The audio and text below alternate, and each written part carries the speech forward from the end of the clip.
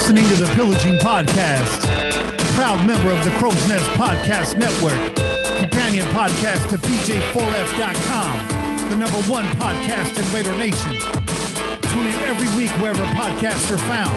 Call them and leave a message to be played on air at 408-909-PJFF. This episode brought to you by OneNation Fanwear. Check them out at onenationfanwear.com. It's time to pillage another podcast. I'm your host, Kenny Stapler. Let's go!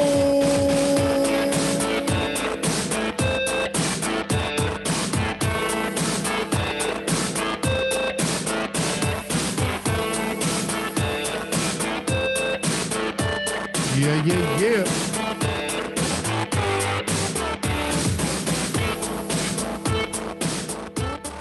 Oh, yeah. What's good, everybody? Hey, man. That's how you start a show, you know. That's how you start a show, man. Might have been too loud, but whatever. So, hey, that's the way you do it, Joe. Blow out the eardrums, bro. Hey, you gotta wake people up, man. You gotta wake people up. Raider Nation, come on now. Come on now. Hey, just because we're in a different room doesn't mean we start this any differently. Che, what are you sipping on, Bobby? What are you hey, chelas. Yo, crack them with us if you got them, okay? Oh, this one's foaming. Ooh, get it. Ooh, it's a fighter. This one's everywhere. This one went everywhere. Bukaki, fighter. We're gonna get it under control. This one went everywhere, bro. I don't know who shook up. I don't know who shook up my chelas before. Someone set me up. Oh, shit.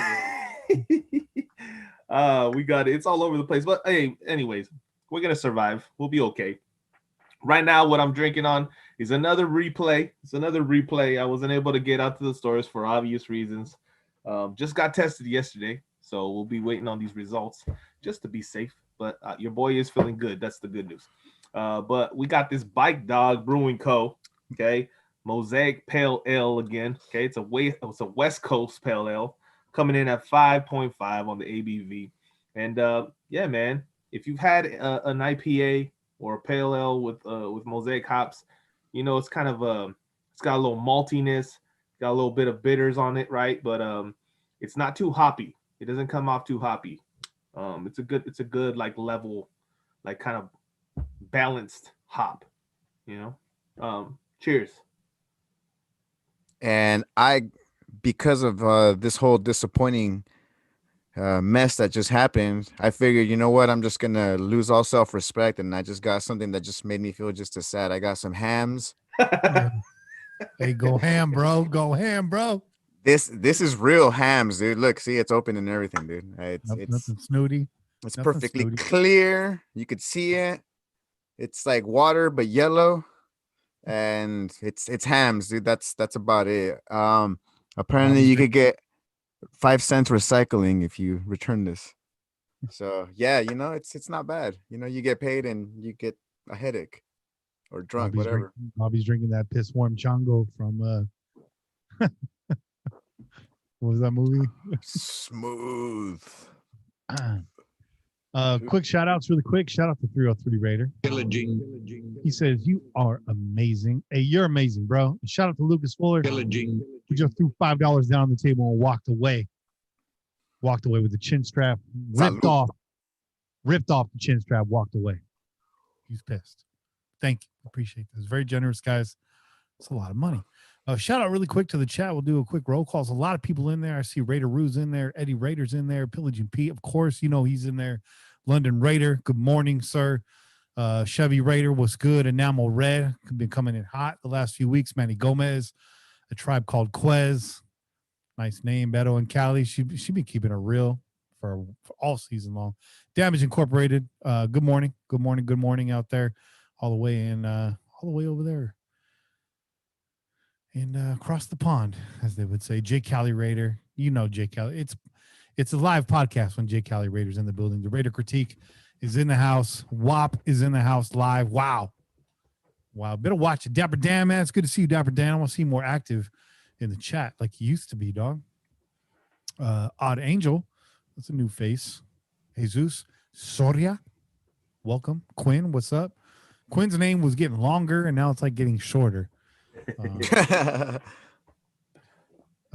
Sir Raider is in the chat. 303 Raider, of course, in the chat. Southside Raider, Cali Kappa. We got a full house, man. I think that means we need to get started. Hey. 50,000 people inside the crow's nest right now. Let's go. Let's go. Wait. How many? How many did you say there was? Because I only see 12 thumbs up. Well, right. Let's do this, guys. Let's set a goal. Let's set a goal for this podcast. Let's get 75 likes for Howie Long. Hey. 75 likes. That's the goal tonight. All right. 75 likes. I like that goal. 75 See likes. right over the shoulder. Yep. 75. If you're a fan of buzz cuts, smash that like button. If you like them good Kentucky waterfalls, smash that like button. If you still have that neck roll from high school, smash that like button. I know you still have it, Chair. Yeah. You know what? I didn't have a neck roll, bro. I gotta be honest. I thought you were the Mr. 60 Minutes, dog. I was kind of jealous of the motherfuckers that had the neck roll, bro. I was like, oh man, that looks kind of badass. And now I'm like, man, that's lame as hell. That big fat roll in the back. That big Mark Navarro, dude. That Teddy Bruschi. Oh man, dude, that shit looked like a goddamn fucking backpack, dude, or a sleeping bag, dude. That the rich kids had the cowboy collar, bro. The rich kids had the cowboy collar, the one that just kind of comes out like that. It looked kind of like Romo's. Yeah. Remember Romanowski had that coming out the back? It's just like an extra collar right here. See, I used to do that, but I used to wear my button-up shirt. Like a shoehorn down the back of your shirt. Yeah. You got the neck roll, that big foam kielbasa around the collarbone. That kielbasa. Oh, man. All right, let's go. You can follow us on Twitter at Pillaging Pod. You can follow the man. Well, on your screen, you can follow the man to my left. I guess that would be to your right.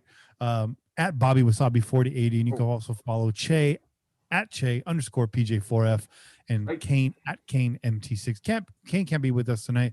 It's a little late. He wakes up like way earlier than you do, so give him a break. Way earlier than all of us do. Yeah. If you'd like to donate to the show, you can donate to us at paypal.me/PJ4F, or right here in the YouTube chat, hit that little cash icon and send us $1. Buy Che and Bobby a beer. I'm drinking some fucked up chemicals right now, but I wanted to show off this glass. Transmission fluid. Can't really see the etching. Yeah, I'm drinking transmission fluid after tonight's game, y'all. Hey, you know what? You know what's bad when Kenny had to go out to the van and tap tap into the transmission fluid. Right? Yeah, he had to go tap the van, bro. He had to go tap the van. Dude, and I thought I lost self-respect when I was drinking my hams over here, dog. Drinking that antifreeze. No, I'm just drinking a little caffeine drink. That's too crazy. Shout out to Game Fuel Mountain Dew, our new sponsor. Psych. It's those 8 locos, bro. We're gonna keep calling these people out and throwing them out there, man. We're gonna keep throwing that line. We gotta get somebody to sponsor us. Somebody's got to sponsor. Somebody got to want to sponsor us. Come on, man.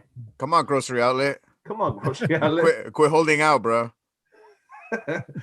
Come on, Arteagas. Come on. Hold on, really quick. We do have some sponsors, man. We want to show off to you guys. Let me pull those up for you guys. Since we're on Zoom, we can do something like this. That's right. I could get fancy. Hey. That one's not working right now.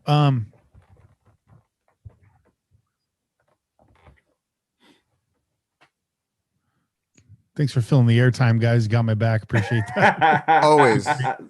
Sorry, man. I thought it was gonna come up real quick. Really quickly, shout out our sponsors. OneNationFanwear.com. There you go. Bam. The official fan gear of all pillagers and all of Raider Nation, the finest fan gear in the nation.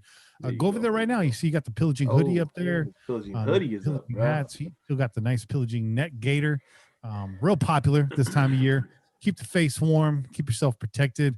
I'm rocking the proudly hated hat that you see right here. Get yourself some sweatpants, man. It's sweatpants season right now. I'm wearing sweatpants right now. Also get this nice number 12 Ken Stapler jersey t-shirt. Yeah. Jersey t-shirt. It's all kinds of stuff on here, man. The hats are really nice.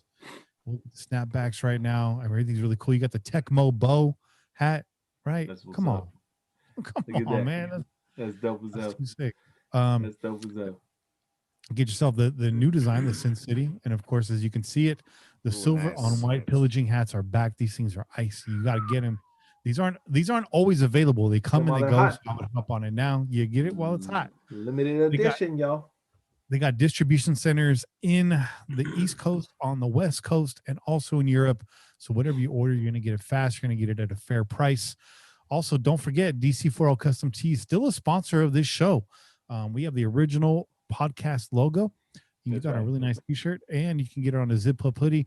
I'm not legally allowed to show the back of this hoodie, but trust me, you're going to like it. Go to dc4lcustomtees.com, search the Pillaging Podcast. Hey, real quick too. Let me give him the. Oh yes. The 3 trophies. Shout out to Dan. He sent me this. This is beautiful. 3 trophies, man. Go give him the love, bro. Yeah. And Sal Salazar, Sal's Mexican Restaurant. Hey, Sal. Nice. Here we go, man. Look at that. The people's choice, bro. That's how it's done, bro. That's how it's done right there. Yes, sir. You get gift cards. You can order their salsa to go. I've heard it's fire. This restaurant's been around for nearly 80 years. So, you know, they're doing something right and they're doing it a lot. So, man, I know a lot of people outside of California can't get good salsa. Now you can. All right. Official sponsor of the Pillaging Podcast. No also excuses. want to shout out to BathkeEngraving.etsy.com. Let me see if I can get this open really quick.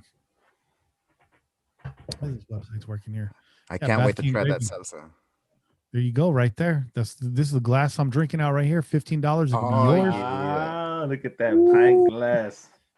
I got 4 of them. I got 4 of them for the crew over here. So you got one. Kane, I got to get him one. Everyone's got one over here. Bro, that beer was so cold, man. It's like I couldn't. It's like it never warmed up. I mean, you know, maybe it was just me, but that beer was delicious, dog. You know why? Because the pillaging crew is cold as hell. That's why. Cold as ice, Charlie Murphy. We cold as ice. Cold as ice. Shout out to Quinn, the frowny face raider. Good to see the gang together. Kane is with us in spirit. Yeah, he is, man. He says shout out to all you guys. He's in decent spirits after that game. It took a long time to get started, so let's roll, man. We're gonna talk about. Got a couple quick hits, and we're gonna go through this game quarter by quarter, whether you like it or not. I'm gonna do my best to keep an eye on the chat, keep you guys involved. And we found out earlier that we can actually play phone calls, and Bobby and Shay can hear them, which is a technical issue you guys don't need to bother yourself with, but it works. So we'll get into some phone calls too. Probably nothing live because these guys can't respond to you, but we will play the voicemail. So let's get it started with some quick hits. Raiders offensive coordinator Greg Olson and Henry Ruggs absent from tonight's game after testing positive for COVID-19. Our thoughts and prayers are with those 2 gentlemen. Salute to you guys, man. Take it easy. Yep. Be safe. Take all precautions. We'll see y'all soon enough. No rush. That's it. Quick hits. The M Resort Hotel in Las Vegas is opening a Raiders themed restaurant in 2021. This thing's going to be badass. I saw a little photograph. And when you think Raiders restaurant, I mean, you might have a couple images in your mind, but this is the M Resort Hotel. This place is nice. And this is probably going to be the most elegant Raiders grill that you'll ever walk into. I mean, it looks nice. They're going to have memorabilia, autographs. I mean, all kinds of stuff on the walls, obviously playing the game, playing great games from the past when it's not game day. They're going to have, you know, some Raider dishes and stuff like that. Definitely got to check this place out. I know it's Las Vegas. You're going to spend money anyways. You might as well spend it at the Raiders restaurant, right? Yep. You know That's right. True. This is true. Hey, man, if they really wanted to keep it real, though, let's just be honest. If they really wanted to keep it real, though, they'd be cooking up all that stuff that you find at the tailgate, though. Okay? They need to come through the Pillaging tailgate. They need to hit up our homies all around the A-lot, man, and see what they cooking up and serve up tailgate food to Raider fans. If they really, yeah, and it would just be a bunch of a bunch of mini grills all over the place. The rest, if they really want just one person, go hit up Hawaiian Raider. Hey, there you go. Yo, tailgate on lock. Tailgate legend right there. Tailgate legend.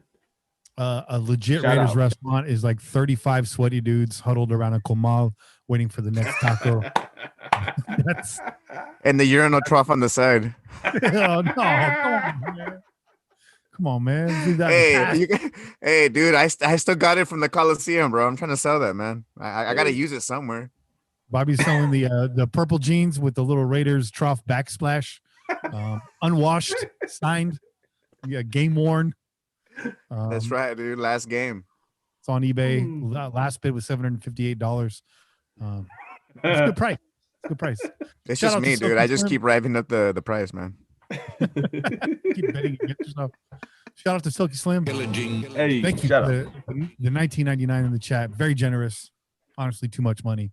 He says, "Welp, we're gonna get to that." One more quick hit for you guys. Gruden, as you guys noticed, and they talked about social media, so I know it was one of you guys posting pictures that Gruden started the game with an Oakland Raiders hat on. Didn't we all, though?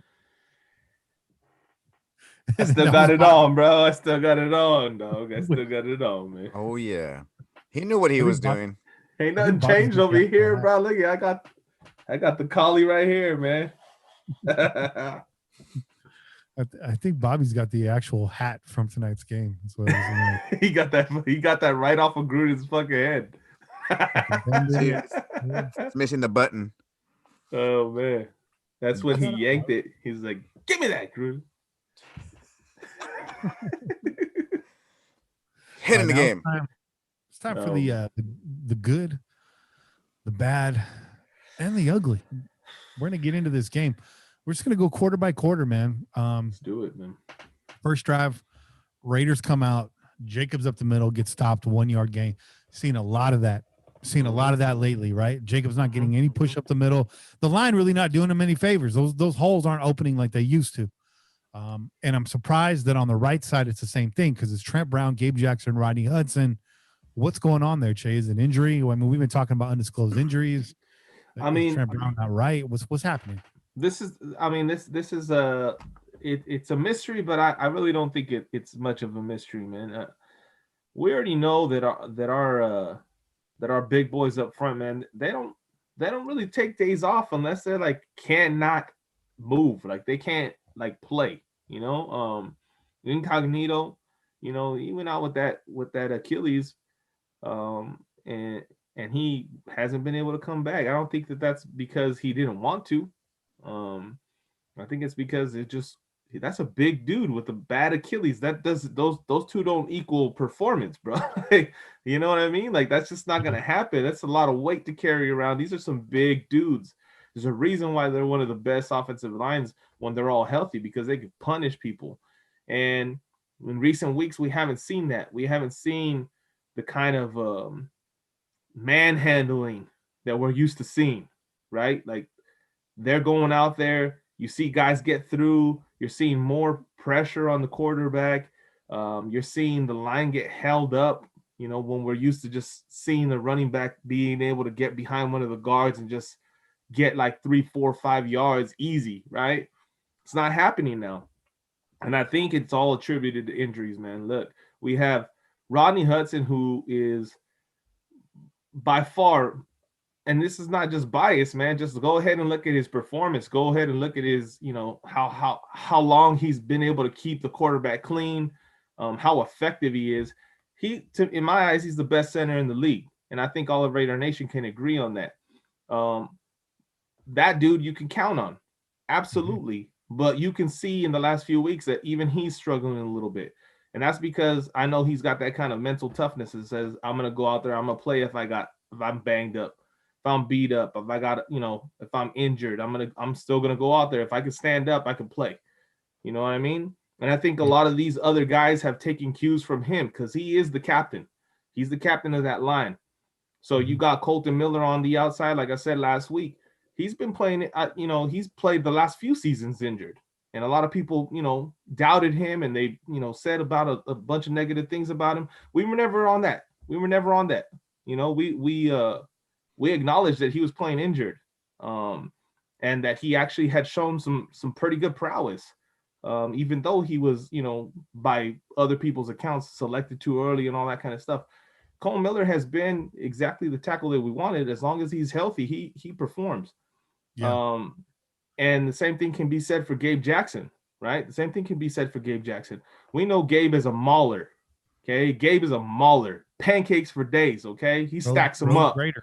15 high, bro. Like he's stacking pancakes. Okay, all day long. Okay. And if you don't see him doing that, honestly, I can only point to the fact that he's playing injured. He's playing with an injury of some kind. And we know because he was out for a while. So none of these guys are 100%. Trent hasn't been 100%. We know that because he's been out for so long, right? Everybody's playing with something, some ailment right now. But they're hanging in there and they're trying to go out there and play because they know that they're the best choice if they're available, right? Yeah. So I tip my cap to them because I know there's been a struggle. We haven't been happy with the performance in the run game. Jacobs is also injured. We know that for a fact too, right? So all of that plays into the performance of the run game and how we're seeing these plays develop. Obviously, early when everybody was healthy, things were clicking, bro. Like we didn't have no 3 and outs. We're getting first downs. We're running through people. Everything was working beautifully, and the only struggle that we were having was on defense. And now that we're having these occasional stops and we have to punt the ball, people are getting frustrated with the offense. The offense is still scoring. The offense isn't the problem. Yeah. And it wasn't the problem today. Hold on right there, because the chat, the last few, all fucking season, you guys have been going buck wild about firing Gruden, snatching his playbook away from him. You guys need to chill the fuck out, okay? Yeah. The Raiders right now, 11th in overall scoring in the NFL, averaging 27 points a game. And you want to get rid of John Gruden? You want to take away Derek Carr? You want to start all the way over again? Just so I can hear you guys bitch for another 5 years about this stuff? I love you guys, but this shit needs to stop. This is bullshit. Let me read the teams that are above us in scoring. Arizona, Buffalo, Baltimore, New Orleans, Tampa, Indy, Tennessee, Seattle, Kansas City, and Green Bay. All bona fide playoff teams. Yep. And you think John Gruden's the fucking problem?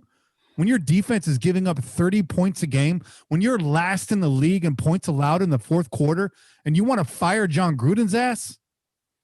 Get the fuck out of here, man. Are you guys watching the same games? Are you watching football? It definitely has a lot to think about right there, man, because like you said, it's not the offense. I've gained a lot more. I'm a defensive cat, always have been, man.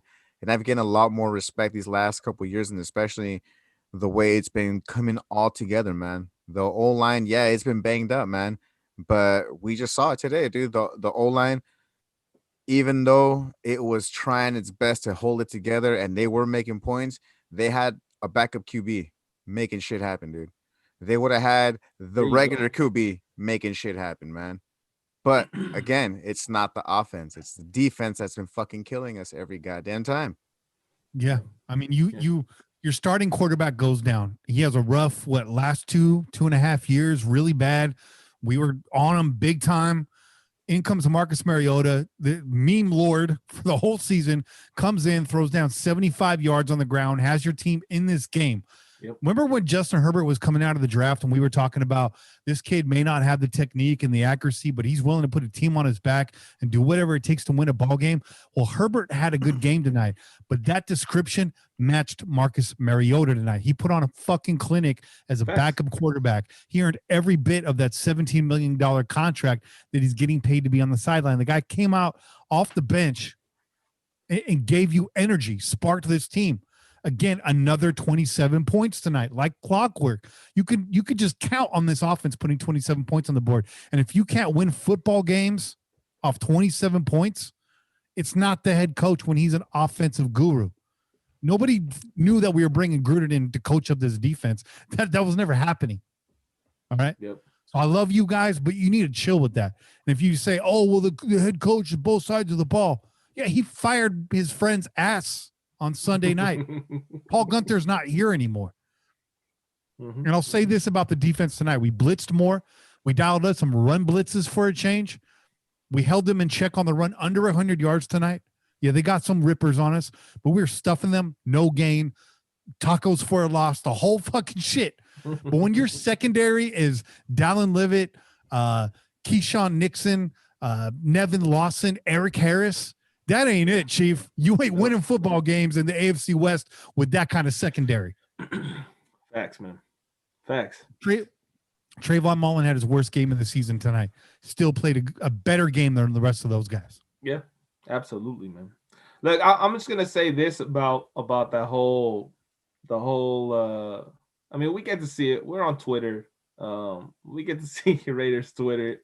Raiders Twitter goes crazy, and they can go off on some crazy stuff. Everyone has an opinion, and I respect that. You can have an opinion, but the bottom line is Gruden is the problem, man. Like for the last few years, people have been trying to say that Gruden is outdated, that he's not creative enough, that he hasn't, looked into today's game, and that's bullshit, man. We told you guys when we brought him in, like, this guy, all he's done is sit in the film room, study offenses and quarterbacks for since he had left the game. He had been doing that. So I don't believe that one bit. I think he has picked up some stuff. I think he has learned some new tricks. But he has his he's gonna have his days. He's gonna have his days where he has, maybe like the last play that we had on the goal line, man. Like, I wasn't very happy with that, but I'm not ready to fire Gruden over it, because at the end of the day, like, he had a play in mind. He felt it would work, and he went for it. He shot his shot, right? We still scored points. We still got a field goal, and we still had an opportunity to shut down San Diego and win that game, right? What would really have fucked us is if we hadn't scored any points, right? Let's just say he gets all fucking in his head and says, like, no, I'm gonna get it in the end zone. Goes for it on fourth down. We don't score, and then we don't even have a shot like that. Then we didn't have a shot at all. Hold on, because Davey Cad is responding to me in the chat. I don't want to piss you off, Davey. I appreciate you, man. We love you, bro. You're a pillager. You're here. You're rolling with us. We appreciate that. Respect. He says, you're talking to me. Got it. But who drafted these folks? It wasn't John Gruden. All right. Keyshawn Nixon was undrafted. Dallin Levitt, undrafted. Nevin Lawson, I think, was drafted by the Lions. Eric Harris, drafted by the Saints. We didn't draft these guys. These guys were to pad out the secondary, which we still have not addressed. Yeah. All right. To answer your question, who drafted them? It wasn't John Gruden, just to be clear. I mean, this defense is a work in progress, man. I mean, and we had hopes because we brought over some names, from other teams that we thought would help to juice this team up, help to elevate them. And those guys didn't pan out, and they haven't panned out either because they're just not the guy that we thought they were, or because of the defensive scheme that we're running right now. And like Kenny told you last week, like, just because, PG's gone doesn't mean his scheme is gone. Like, that shit's not going to change overnight. Like, you cannot install a completely new defense in this year. That's just a fact. Like, that's not going to happen. Even Marinelli said it, dude. Yeah. Marinelli's just got to stick with what he has, and he's going to look at the defensive sets that he has. He's going to look at the defensive plays that he has, and he's going to, just based off of what he thinks might actually work, throw those calls out there. But this isn't his defense, and we're not going to see his defense, at least not this year. That's not going to happen. He's not going to be able to change things up and throw guys. I mean, we would look worse if he tried to do that. We would be worse. You can't change it. You can simplify it, but you can't change it. Yeah. You can go deeper. I mean, I saw some blitzes tonight that I hadn't seen all season. So real quick, let's catch up. Pillaging. Shout out to Pillaging Pete. He says, optimistic and pessimistic fans should hush. Offseason started today. Give Cable a second and fourth round pick of his choosing. O-line needs depth. Yes, and we said that going into the season, Pete, so we're on the same page there. Really quick, shout out to Sal Salazar, the man behind the SALSA. Hey. He said, what did Woodson say? Score 24 and the defense should have enough room to win. Exactly. Thank you very much. Right. Henry Whitfield, the $5 donation. He says, big facts, Kenny. Offense banged up. Offense still producing their long drives tonight. Kept us in the game. Second half, It was not the defense. Yes, exactly that. And got a couple more here. Chevy Raider with a $4.99 donation and super chat. Says, thank you, Kenny. They need to get the fuck on to. I'm gonna read it. He says you need to get the fuck on to Raider Cody stream with that shit. Gruden brought in defense players in free agency, and they did not produce. They didn't. I mean, they didn't. It's true. And shout out to Blake 4311. Gruden's fancy play calling at the end lost us the game. Yeah, I mean that red zone right there. Chase, speak on it because you were talking about it before we got on the air. The failed attempt to Ingold.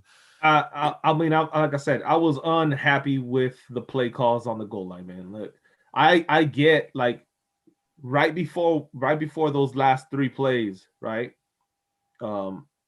You had Jacobs 8 up and got us all the way down there to the goal line. I thought he might actually break it and get in. He was hungry. Like you could just see Jacobs just wanted that touchdown, right? And I think that they wanted to try to give him that touchdown. They thought he deserved it. So they went right back out there, ran the ball again. But I think there's a point in time where you say, like, yes, I want to reward my player for fucking, giving us that effort, but I also want to win this game. And I think we tried to reward our player too much in that instance, right? Yeah. But I get it because Jacobs definitely deserved that touchdown.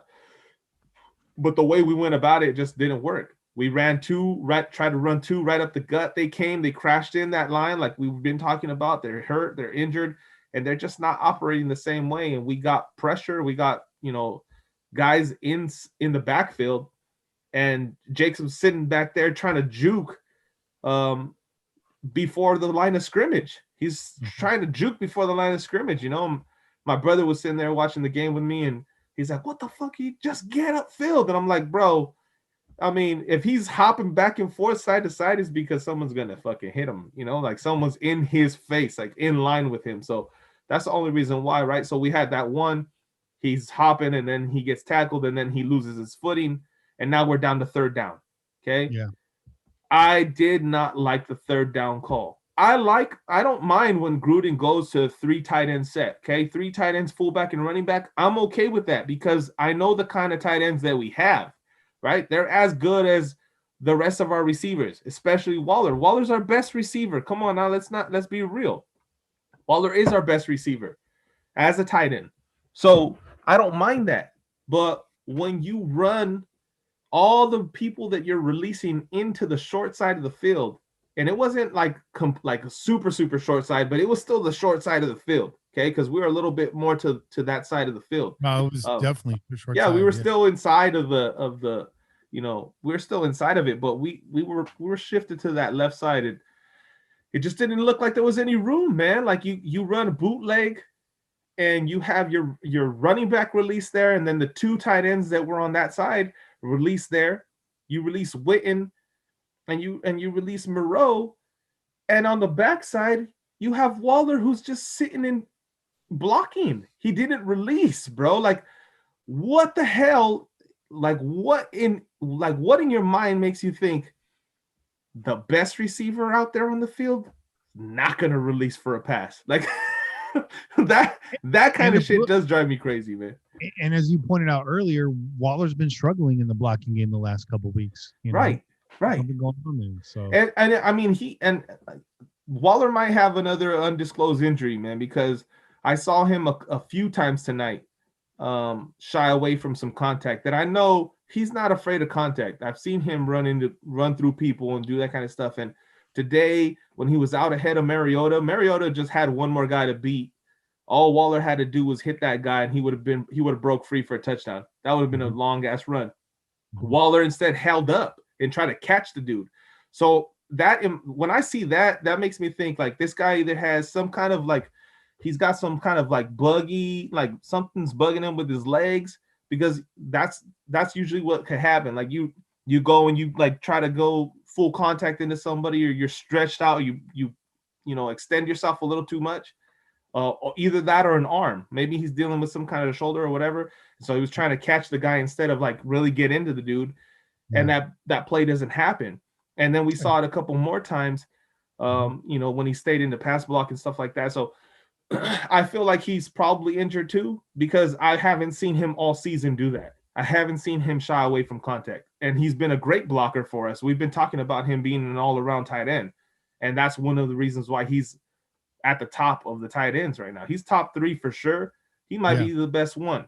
Maybe that's just me as a Raider fan being homerish, but I can put him. I put him up against Kelsey. Yeah, he's number 2 behind Kelsey. Yeah, he's ranked number 2. Is. No, but I'm not talking about like in terms of what the rest of the league stats and stuff like that say. I'm just talking about what I see.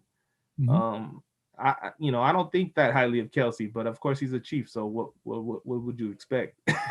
Fuck that guy. I hope he does fall into a fucking hole like he did on fucking Moonbase. I was gonna say he did die in Moonbase 8, so that's the only good thing he ever did.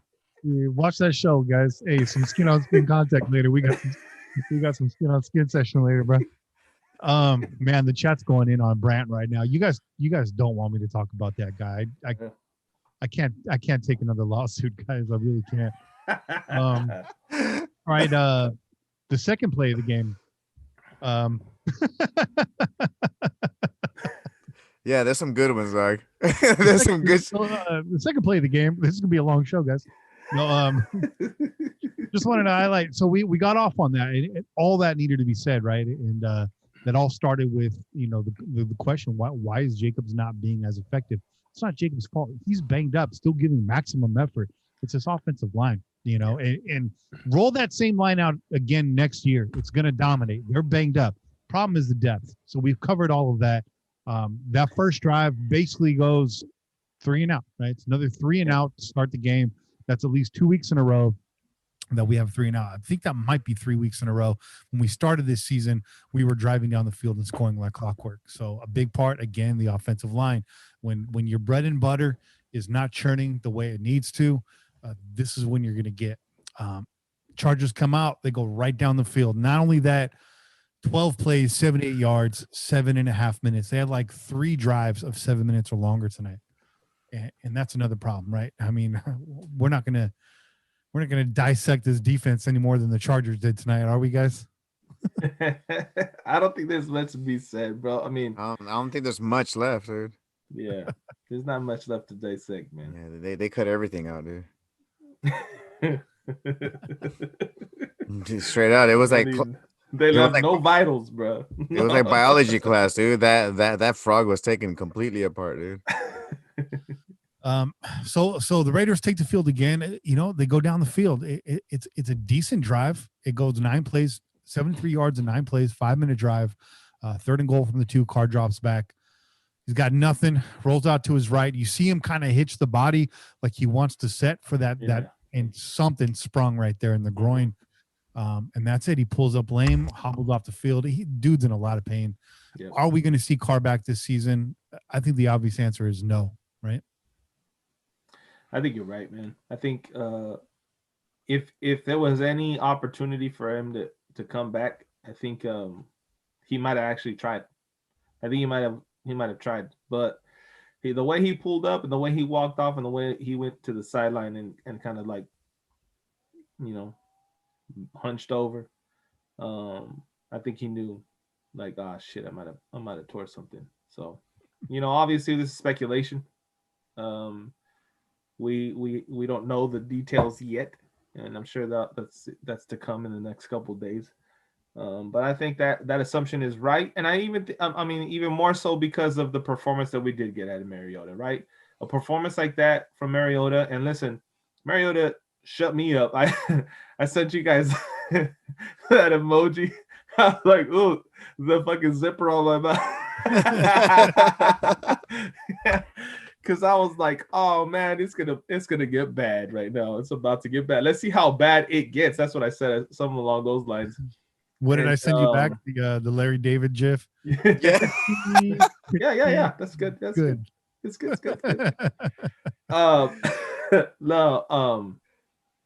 Yeah, man, he came in and he impressed, man. He was impressive. Outside of the turnover that was his fault because he threw the ball behind, right? Hold on real quick because this plays into that. Pillaging. Shout out to Chevy Raider, $4.99 donation in the super chat. It says Kenny, Yeah. Che, and Bobby. This is good to see you back, Che.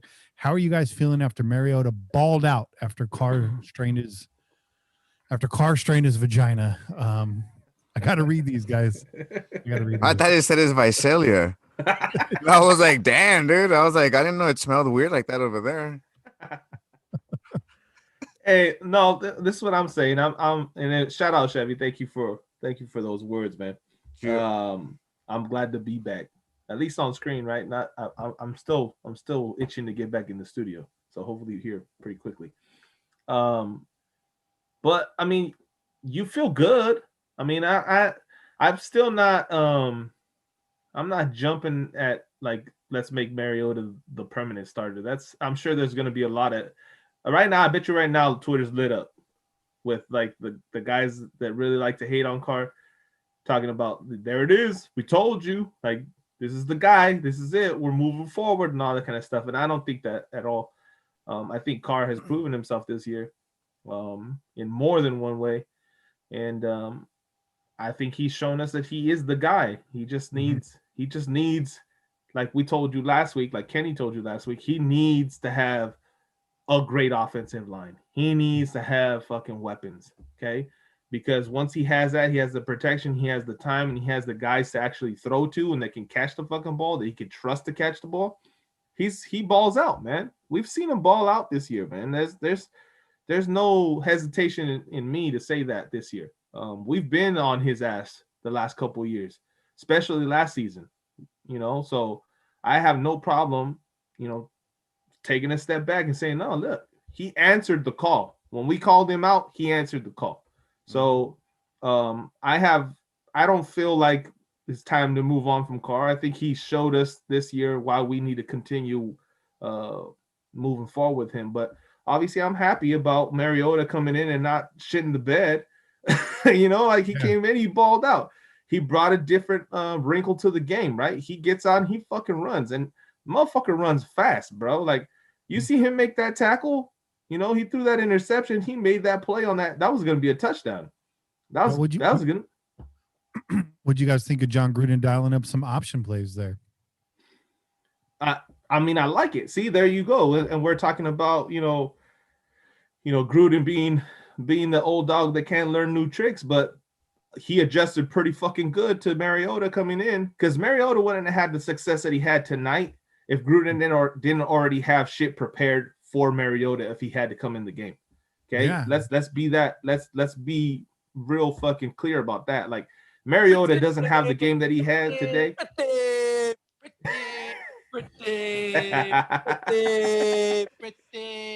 Pretty. Good. Hell yeah.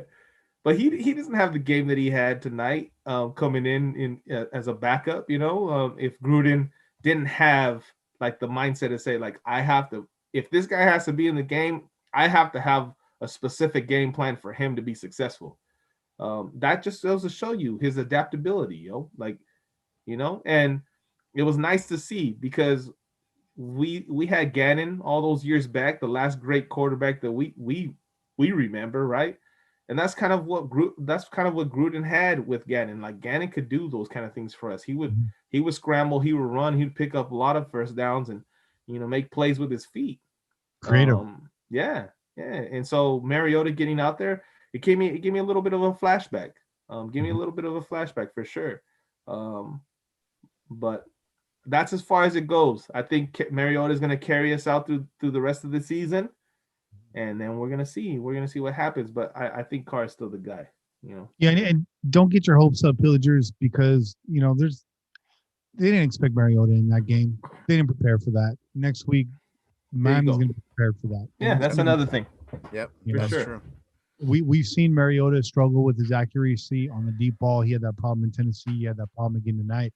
Don't get me wrong, he laced a couple ones. The second drive in the second quarter was just a clinic for Mariota. Hands off to Jacobs, gain of 2, 2nd and 8, Marcus Mariota deep left to Foster Moreau for a gain of 22 yards. There's Moreau getting involved again. Then you got a Booker cut back, gets a short 3 yards. Mariota on 2nd and 7, over the middle to Waller, 13-yard, bang. And then Mariota runs it off the right side, 11 yards, bang. Hand off to Jacobs, no gain, no problem. 2nd and 10. Looks deep to Waller, streaking down the sideline, laces the rainbow right into his hand, 35-yard touchdown, beating a corner. Darren Waller, Marcus Mariota hooking up on that play. That was he was 7 and 10 on that drive, 86 yards, 7 plays in just 4 minutes. Mariota putting on a clinic in that drive. Yep. Oh, and Beto and Callie, I noticed this too. Pillaging. $4.99 in the super chat. She says props to Mariota for that tackle after his interception, though. Hey. Yeah. He tried. That's all we can say. Yeah. Nah. All I can say about that is that I always use the example of the Eagles when they won the Super Bowl. The thing is, the reason why is because I had a coworker who, the only person in California that I knew that was an Eagles fan. And so when I saw the QB go down, I was like, well, that's it. Your year's over. Haha, blah, blah, blah. And they had a backup to go in there and be able to fill it in. And that's what I see right now. I see Mariota as a very good backup. Like Chess said, dude, I don't lose any faith right now after seeing what Karl can do with the weapons, the line, and everything else, the time. It's good, man. I don't see us basically, giving the deuces to Karl and just, having Mariota be rocking that C on his jersey and shit. I honestly don't see that. Yeah. A couple drives later to finish out the second quarter. Again, devastating. This is what you were talking about. Back-to-back plays, the same in-out route, and the Raiders field the same deep zone defense. Everybody out of position. You had Moeller too shallow. You had Worley way too deep on that. And just giving up the soft zone. Unacceptable. With a minute left, they go right down the field and make it, 17-10?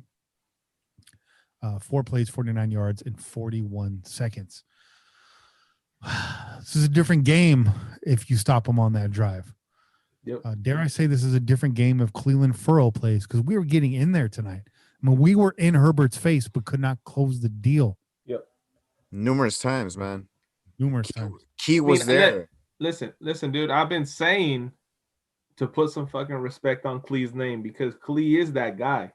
We've been talking about him, and especially in recent weeks, man. Like, you could see the difference when he's in and when he's not. We got to see a glimpse of him come back, and it changed. It changed the defense for in the positive manner. And then, then he's gone again, and we look like we just can't get there. Like, we just don't have enough pressure up front.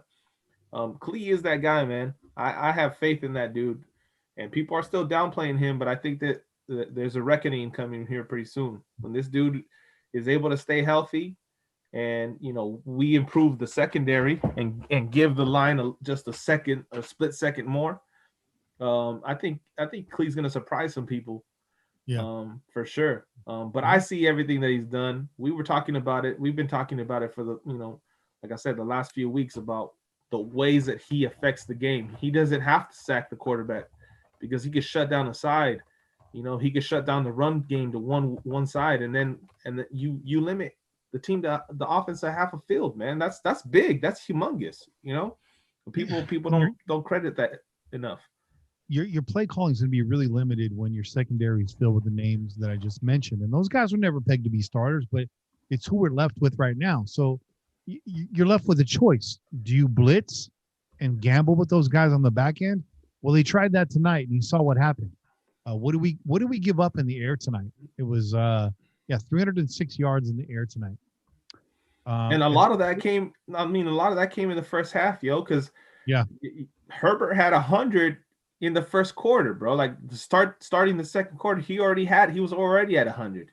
9 for 9, I think, and 100 yards going in at the start of the second quarter. He didn't have his first. Yeah, go for it. He had 194 yards in the first half, 2 touchdowns. Go. And so you hold him to about 100 yards in the second half. But that's it. You shore up the secondary, just a couple more pieces. Get Abrams some help over the top. Get Damon Arnett healthy. Maybe Amik Robertson develops into a guy that we think he can be. And things start changing and bringing some depth. Joyner played better this year, I thought, going down the stretch. But you got to have all the pieces there on defense, right? Really quick shout out to Count Basie with the $10 donation via text message. Shout out Count Basie. We appreciate you, bro. Nice. And I enjoy texting with you. I text with a lot of these pillagers, and you guys are hella cool. That's what's up. Anyways, I mean, Bobby, after the first half, how are you feeling about this game? The way it capped off, I wasn't too happy about it because obviously they were going to get the ball back, but it definitely was showing that we were in it.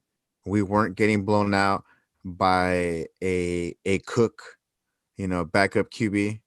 Like that would have been completely devastating if we had Cook back there. I know we had a good line and everything, and that helps a lot. We have weapons out there, but it would have been a whole completely different fucking game at that point.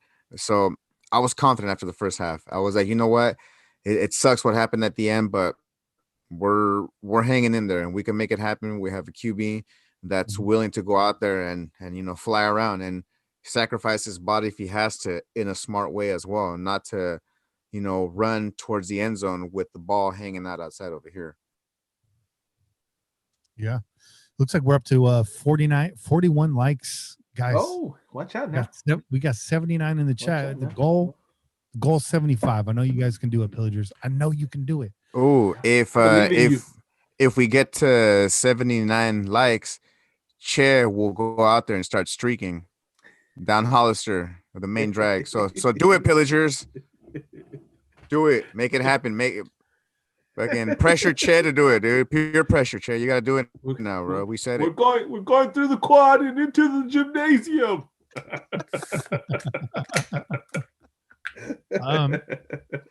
Coming into the second half, I was like, we're still in this game. I didn't think we would be. I didn't even want to watch this game, to be honest. I was like, I'm sitting down for this. This is gonna be rough. This is gonna be a bumpy 4 quarters, and it was on defense, but it was really exciting to watch Marcus Mariota. Another guy I want to shine a spotlight on who responded well after being a healthy scratch for 2 weeks was Karl Nassib. I thought that guy was getting after it tonight, man. Yeah, a couple run stuffs, he was getting in there. I saw him chasing Herbert a couple times. Shout out to Karl Nassib, man. He responded well.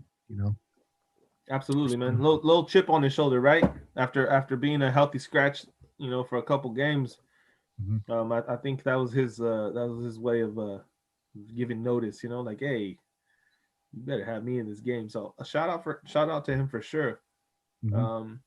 I think all the guys that we do have can provide a good wrinkle, a good wrinkle to the defensive line, right? Even Key, because even though Key doesn't hit pay dirt, he still is, effective in getting into the backfield, causing some pressure. We're not seeing the numbers in sacks, but he gets in there, he gets back there. So all these guys that are mixing in on the defensive line, they all provide a wrinkle. They all have some positives, but they're much more effective when Klee is there. That's just re-emphasize that, man. It's because he demands a lot of attention. That's what happens, dude. People start focusing on him, and they start focusing on Klee, on Max, and that just frees up everybody else.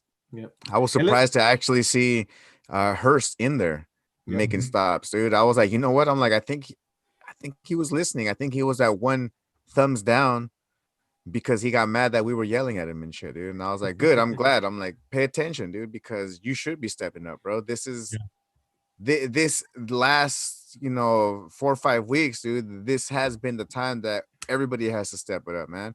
And I admire the cats that are playing through that pain, man, because as you can see, it's not easy, man, especially with all this crap. And especially after, playing on Sunday and having to play again, 4 days later on Thursday and shit. Yeah. And I'm glad you mentioned all that because shout out to Layla Meowcat 17. I don't recognize the name, so welcome to the chat, and I apologize if it's not your first time. This is not a donation, but she says, I swear I haven't heard Crosby name mentioned in at least 4 weeks. And you haven't, with Klee being playing injured, they're just going to key on him. Yep. Arden Key, who's playing better this year. I mean, a big part of it is he's actually playing this year. But he's not that kind of threat. And, maybe Karl Nassib is, but he was out the last 2 weeks. He plays with heart. He flashed the first couple games of the season, but it's Max Crosby and Cleveland Farrell. That's your salt and pepper right there. Those are the guys who are getting after it. And we don't have both of them.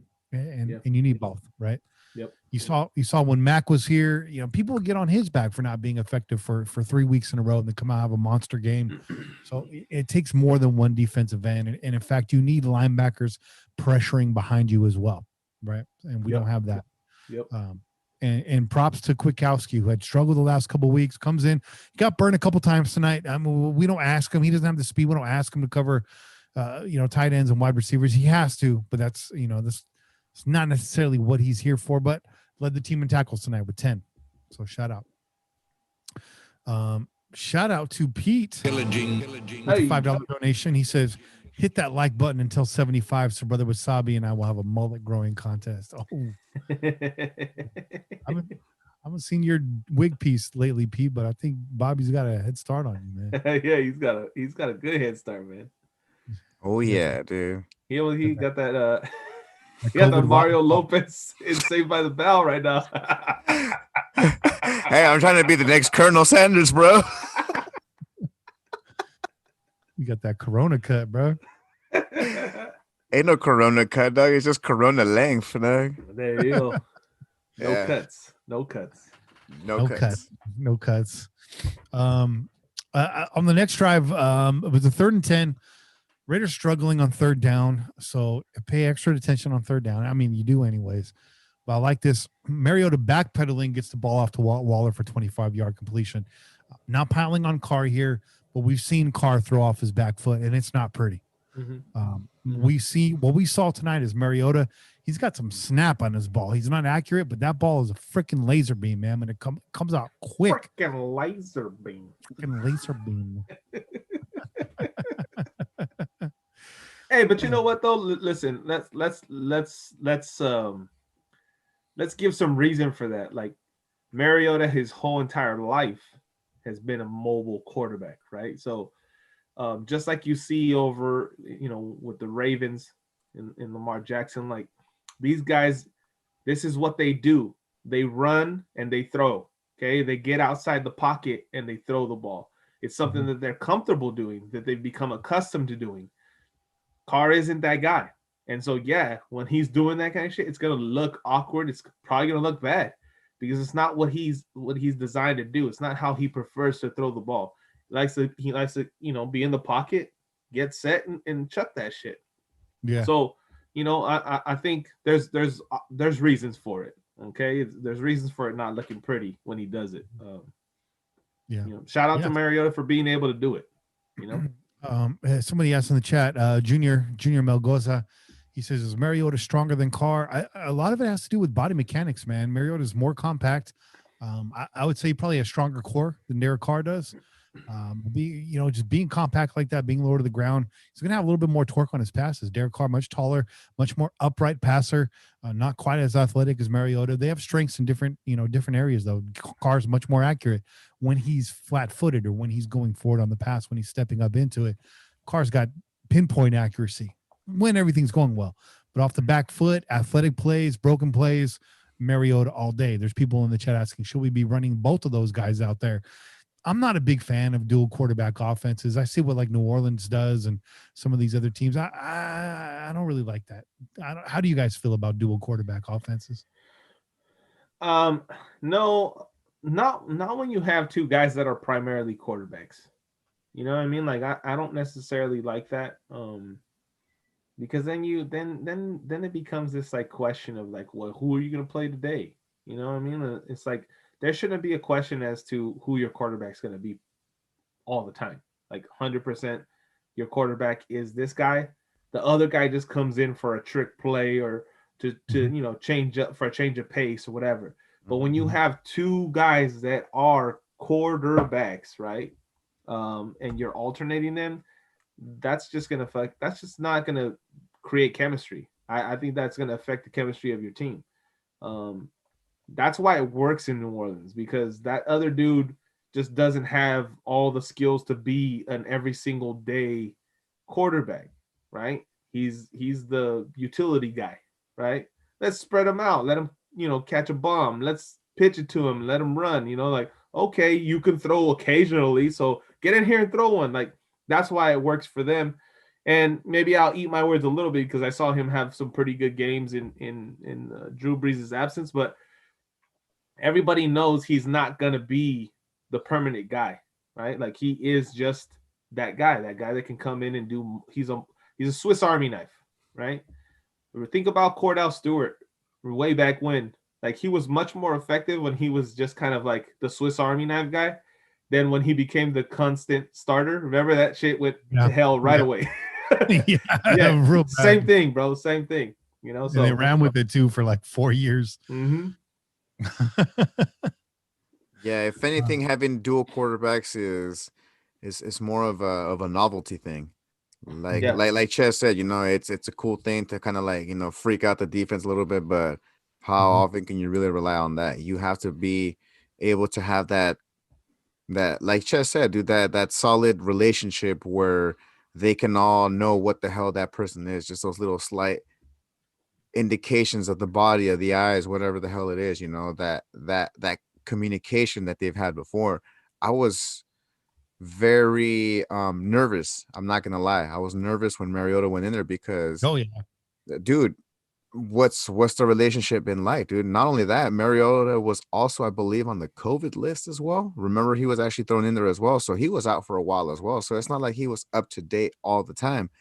And my thing was like, oh shit, all right, cool, here goes, man. Let's see if they've actually been talking to each other this whole time, or if it's just, you know, been the quarterbacks hanging out with the quarterbacks and just passing to each other and shit, who knows what the hell's going to happen right now. So I was pleasantly surprised with how quickly Mariota was able to step in there and actually, you know, produce, man. I definitely was happy about that, man. But as far as having that whole dual thing or whatever, let's just leave the Wildcat plays for Wildcat plays, man. Yeah, there you go. Real quick, real quick, real quick, Kenny, I'm sorry to cut you off because I just wanted to check on something because you said you felt like Mariota's a little bit more compact. He's actually the taller. Is he really? He's 6'4". Okay. At least he's listed at 6'4". Damn. 223 listed at 6'4", 223. So that's got what, an inch on Karl, then they're about the same. An inch, 6'3". Karl's 6'3". He's 6'4". So he's got an inch on him. And he might have a little weight on him too. Okay. So that I mean, that in itself could tell you why he's, you know, maybe looking a little stronger, or he's able to, you know, plow through for some extra yards when he runs. Well, but I also think that Karl's a little smarter in terms of like, I'm not going to get hurt, yo. That's because then the season's over. The season's over if he gets hurt. You know what I mean? Hey, Mariota's diving to the pylon. We've seen that before. We've seen that happen a different way. So it was definitely interesting watching the contrast. Taking nothing away from Derek. He's had a great season this year. Shout out to Straight Right Sports, always with hot takes. He says, Pillaging. With the $5 donation. Thank you very much. He says, Mariota's performance shed light on how scary our offense would be if Karl was more mobile. I see where you're going with that. There were some electric plays, but at the end of the night, it was 27 points on the board. That's what Karl's been doing all season himself. So maybe, but again, against a team that did not prepare for you, it's the same output. So I yes and no, but I'm leaning towards not really. I want to give props to this coaching staff, to John Gruden for the excellent coaching off the field. You've seen that Mariota's been getting reps in practice. He's been taking reps with his first team. They were prepared for this moment in case it happened. And that's invaluable. You know, that's invaluable. Yep. LA starts off a drive after. Okay, so I wanted to say Josh Jacobs leaping over the pile for a touchdown. You know, after having an ankle injury, after having his knee looked out in the tent. Props to his toughness, man. This kid, he could have blown that whole thing off jumping over that pile, and he got some air, man. He got some air on that jump. But in the next drive, LA takes the field. First play on the drive. Johnson puts a hand right in Mullins' face. I mean, just shoves him in the face mask right on the sideline. No call. Nothing. Yeah, man. You know, I've obviously there's missed calls in every football game, and we harp on this all the time as Raider fans. This is the worst officiated game we've had all year. Oh, yeah, by far. For sure, bro. There were so many hands just grabbing and pulling, dude. That I honestly I was sickened, dude, by the amount of bullshit. I've known that we get screwed over all the time. I know that we play two teams every Sunday, Monday, Thursday, or Tuesday, Wednesday. Shit, who knows now with the whole Corona thing? But we always battle two teams, man. It's always the team and the Zebras, man. But this time, the Zebras were running wild, bro. Honestly, dude, they really were, dude. They were flying around out there. Zebras gone wild, bro. Look out for that DVD. Yeah, dude. It's gonna be late night at 1 a.m. You'll see those infomercials. Zebras all blurred out and shit. Holding index cards. Oh man. And you know that drive goes 12 plays, 5 minutes, 75 yards, and a touchdown. We blew two third downs on that drive too, and they only had 2 third downs on that drive. So you do the math right there. In fact, for the game, what was it? For the game, we were trailing in the first half. The Raiders had 7 first downs. Chargers had 13. Finished the game with 27 first downs apiece. Raiders played a great second half. Not enough to get the job done, but a third down efficiency. The Chargers were 7 for 12, and the Raiders are 5 for 13. Again, that evens out in the second half. In the first half, it was a much different story. So, team getting better in the third down department in the second half of the game, but it could not overcome the mistakes from the first half. Could not do it. Let's move to the fourth quarter here. Raiders in the middle of a drive, 4th and 2, right? Call timeout, quarter expires to come back in the fourth. I was surprised to see them take the field again. I was happy they did. Did you guys feel like they were going to kick the ball away there, or did you think they were going to come back from that and actually run a play? Were you guys shocked by that? Was that aggressive for you? Did you enjoy it? You know what? A part of yeah, I enjoyed it. Hell yeah. You know, they decided to nut up and go for it. But there was a part of me that thought like, oh, they just wanted to see if they could draw an offsides, you know, and then I thought they were going to come out. So I was pleased to see that they took the field again when they came back, that they were like, no, hell no. We're going to go for it. We're going to do it. That was nice. And of course we picked it up. So even better, right? Like that's the cherry on the top.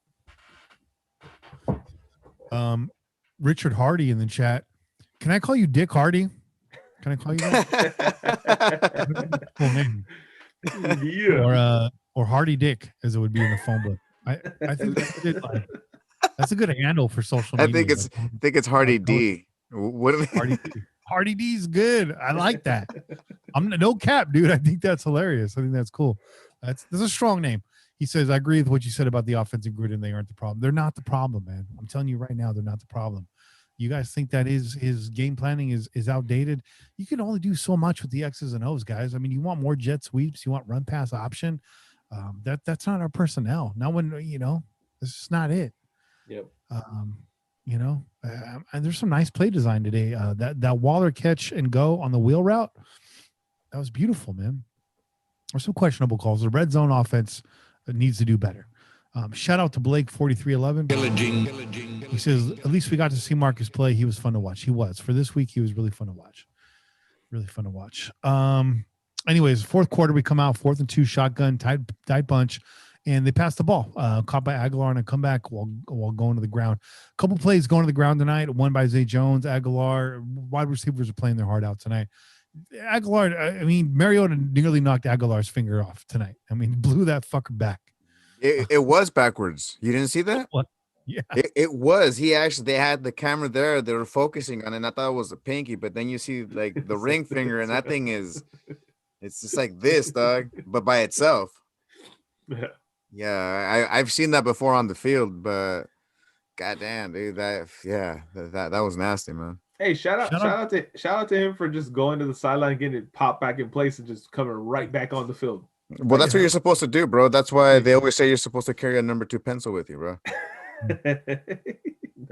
And shout out to Ass Ketchup in the chat. What the hell? No particular reason, just shout out, man. I guess that's better than Ass Mayo. You know what I mean? I get that checked out if I was you. Facts, bro. What the You gotta get that check real quick, yo. hell yeah. Could be internal. Man. Again, Mariota throws deep to Aguilar. Aguilar hit, right? Clutching his ribs in the huddle. Does it come out of the game? No, man. Aguilar's been a tough motherfucker this year. Yep. Tough motherfucker in this game, especially. Jacobs showing some mobility on this. He has the reverses to the right end, right? He's supposed to go up the middle, pops it back into the outside. Jukes the tackler, goes for 11 yards. Called back because of a holding call on Gabe Jackson. Rare holding call on Gabe Jackson. But here we are, 1st and 20. Screen pass to Richard, 7 yards. 2nd and 13, no problem. Mariota slides to his left, steps backwards, avoids pressure, gets the ball to Josh Jacobs, out the backfield, 15 yards, bang. I mean, this offense was clicking, man. Yep. Most impressive drive of the night. To tie the game 24-all, 19 plays, 75 yards, 10 minutes, and 52 seconds, almost the entire quarter. You love to see it. It's a beautiful thing. Yep. That's what I kind of wanted on that last drive, man. Mm-hmm. You know, I wanted more of the same, and then we start picking up those big chunk plays, that big pass to Waller, and then before you knew it, we're on the goal line. I was like, man, we got here too quick. I wanted more of that clock eating up.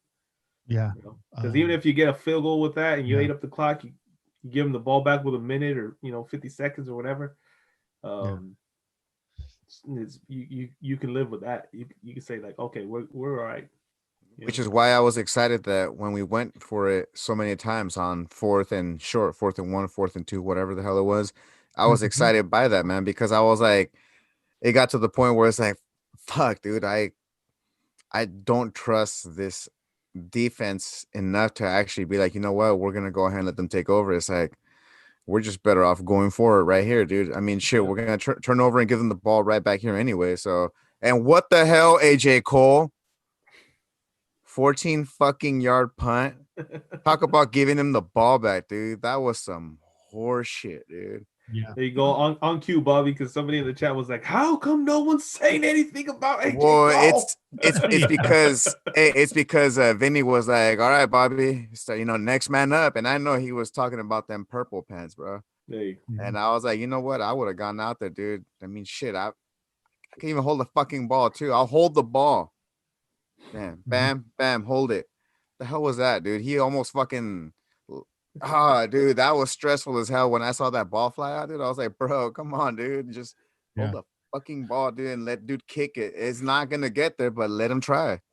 Shanks a punt, muffs the snap right there, or bobbles the hold, whatever you want to say. And last week someone was saying, hey, when is Kenny going to give Carlson his props? I'm giving Carlson his props, man. He's been solid. He's been fucking solid. See, super solid. Kenny, you were supposed to keep dissing. You're supposed to keep dissing him, bro. Because as long as you've dissed him, he's played well, bro. That was the deal. We said Kenny will continue to diss Carlson so that he can continue to perform. All right, here's my take. It wasn't AJ Cole's fault. Daniel Carlson crop dusted him before the snap. And he was like, oh, it just hit him. It hit him late. Sometimes the release is late. Oh, man, he's going to be on the IR pink eye list. Yeah. IR for pink eye. So that one's on you, Carlson. I'm blaming you for that one.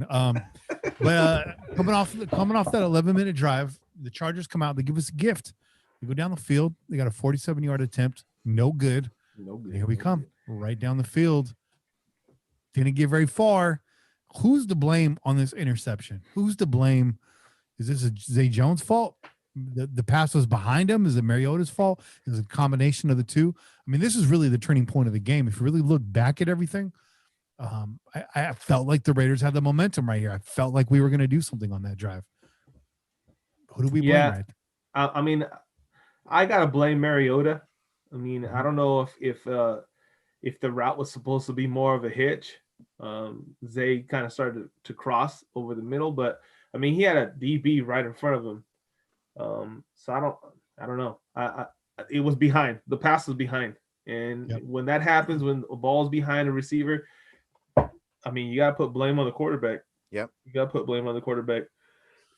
And I'll lean towards Mariota's fault right there because the Chargers come out and give us another gift, right? They attempt a 51-yard field goal. We get the ball back, and Aguilar's open down the sideline, guys. The ball just sails right over his head. That was the game right there. That was it right there. Yep.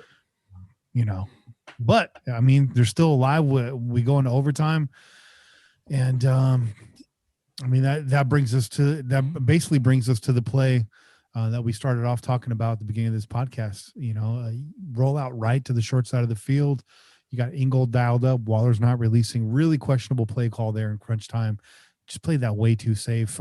We've been going for it all game. I mean, stretching the field. We'll be doing some nice things, but we get down to the red zone. Things get tight, and that's where we. Does anybody know where Brian Edwards is at? Because does anybody know where that guy's at? Was he even like suited up today? Honestly, I haven't seen him last couple of weeks, man. Honestly, I haven't heard his name. Yeah. I thought he was slated to be back today because I had seen had seen some write-up pop up with his picture on it, and I was like, oh, he must be in the plans for tonight, but especially with Ruggs out, right? I thought he definitely was going to get on the field, but I didn't see him, man. Maybe the Pillagers saw him sneak on the field, but I didn't see him at all. So that's a good question. It's a good question. Where are you, man? He was in there. I mean, he returned a couple weeks ago after injury and stuff, but just hasn't been a factor all season. You could pick on a lot of these draft picks, but I feel like Brian Edwards' biggest disappointment for me. I was expecting much more out of him and that's how I get here. We're talking about red zone targets. I thought he was going to be the man in the red zone. Foster Moreau was the man last year in the red zone. Darren Waller can be the man at any moment in the game. And I just don't know what we're doing in the red zone. We just get really uncreative down there. Shout out to Beto and Callie. She says Zay isn't the best receiver, but give him props on saving Marcus Mariota on this second target. Yes, he goes to the ground. It's a tough catch. Cures it really well. What about earlier? No, I just wanted to say about these young receivers. I mean, everyone has a right to be down on them with the amount of limitations that they've had this season, right? Not being on the field, injuries, small performances when they are on the field. Ruggs has been the obvious more successful one, but he's had his limitations this year. I think that we'll see a big jump in the second season from these guys with a little bit of chemistry. I think that plays humongous. If you see Carr's chemistry with the other receivers, it's because of his time that he spent on the field in the off season, really working with those guys and building that trust, building that bond with them. So I think that'll happen. I think it's too soon to start, calling them busts and all this kind of stuff. But obviously we wanted to see more, right? I mean, of course we want to see more. We want to see more production from these guys because what we saw from them on tape in college and all that kind of stuff, it told us that these guys were going to be some pretty good players, maybe some great players. I think that's still yet to be seen. I think there's still possibility for that. It's too soon to be calling them busts, y'all. Okay. Don't be jumping on that boat. And the Pillagers here are saying that Edwards did suit up and he actually was in there for a couple plays, but most likely he's out there still playing hurt. So that's why he's not getting any targets, nothing like that. Yeah, most likely. So thank you, Pillagers. Yeah. And again, second half, Raiders ran 50 plus more offensive plays than the Chargers. 50 plus offensive plays than the Chargers, 25 in the second half. So the Raiders played a really good second half this year, and that hasn't been their strength this season. Near the bottom of the league in fourth quarter scoring, near the bottom of the league in allowing fourth quarter points. And the Raiders were able to stay in the game this week, just couldn't close it out in overtime. And unfortunately, lack of creative play calling there in the red zone really did us in. And of course, the interception in the fourth quarter could have prevented all of that drama to begin with. But that's that. So Kane's not here tonight, guys. So I'm going to leave it up to you. I need one of you to give us an MVP. I need another one of you guys to give us a Reginald Nelson Trash Can Player of the Week, brought to you by Paul Gunther. Hey. Oh, shit. It's a mouthful right there. That award's going to get longer and longer, I feel like, man. Oh, man. I mean, I think this is the easy one, but I'll give MVP to Waller. Waller had another huge game. No Mariota. No Mariota on that. I mean, Mariota had a great game too, but he has some nice guys to throw to. You know what I mean? Like you're as good as your players. You're good as your team. Fair enough. Darren Waller, you the real MVP. And let's look at Darren Waller's stat line really quick. Darren Waller, leading receiver tonight, 9 receptions, 150 yards, 1 touchdown, with a long of 35, 12 targets, 9 catches on 12 targets. That's an MVP stat line right there. It's balling, man. It's balling. Bobby, man, you're doing the dirty work, dog. Who's going in the trash can this week? To me, it's between Mullen and a coach. And I know Rue wants me to throw Gruden in there, dude, but yeah, dude, I'm still gonna throw in our head of the defense over there, dude, Mr. Marinelli, because obviously nothing is gonna change. You know, it's too deep into the season, but at the same time, it's like, come on, man, you gotta do something. And Mullen, bro, like, just too many bullshit fucking flags, just not paying attention, dude. It was just, I don't know. To me, it's a tie between those two. So I'm pretty sure there's plenty of room for both of them in there. So. I like Trayvon Mullen. I know you do. I will say, the first half of the season we were talking about, it's quiet over there. You're not hearing his number called. Balls aren't going that direction. Jacobs the running back. Mariota up underneath center. Takes a short drop. Don't sue me. Down the left side. Make those autoplay videos, man. And this, the Cerveza, Raidernation. I still hate how he says Cerveza.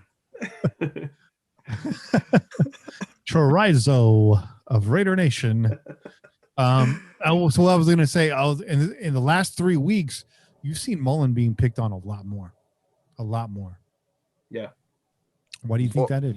Well, I think also the reason why is because it's the lack of respect that he's commanding out on the field.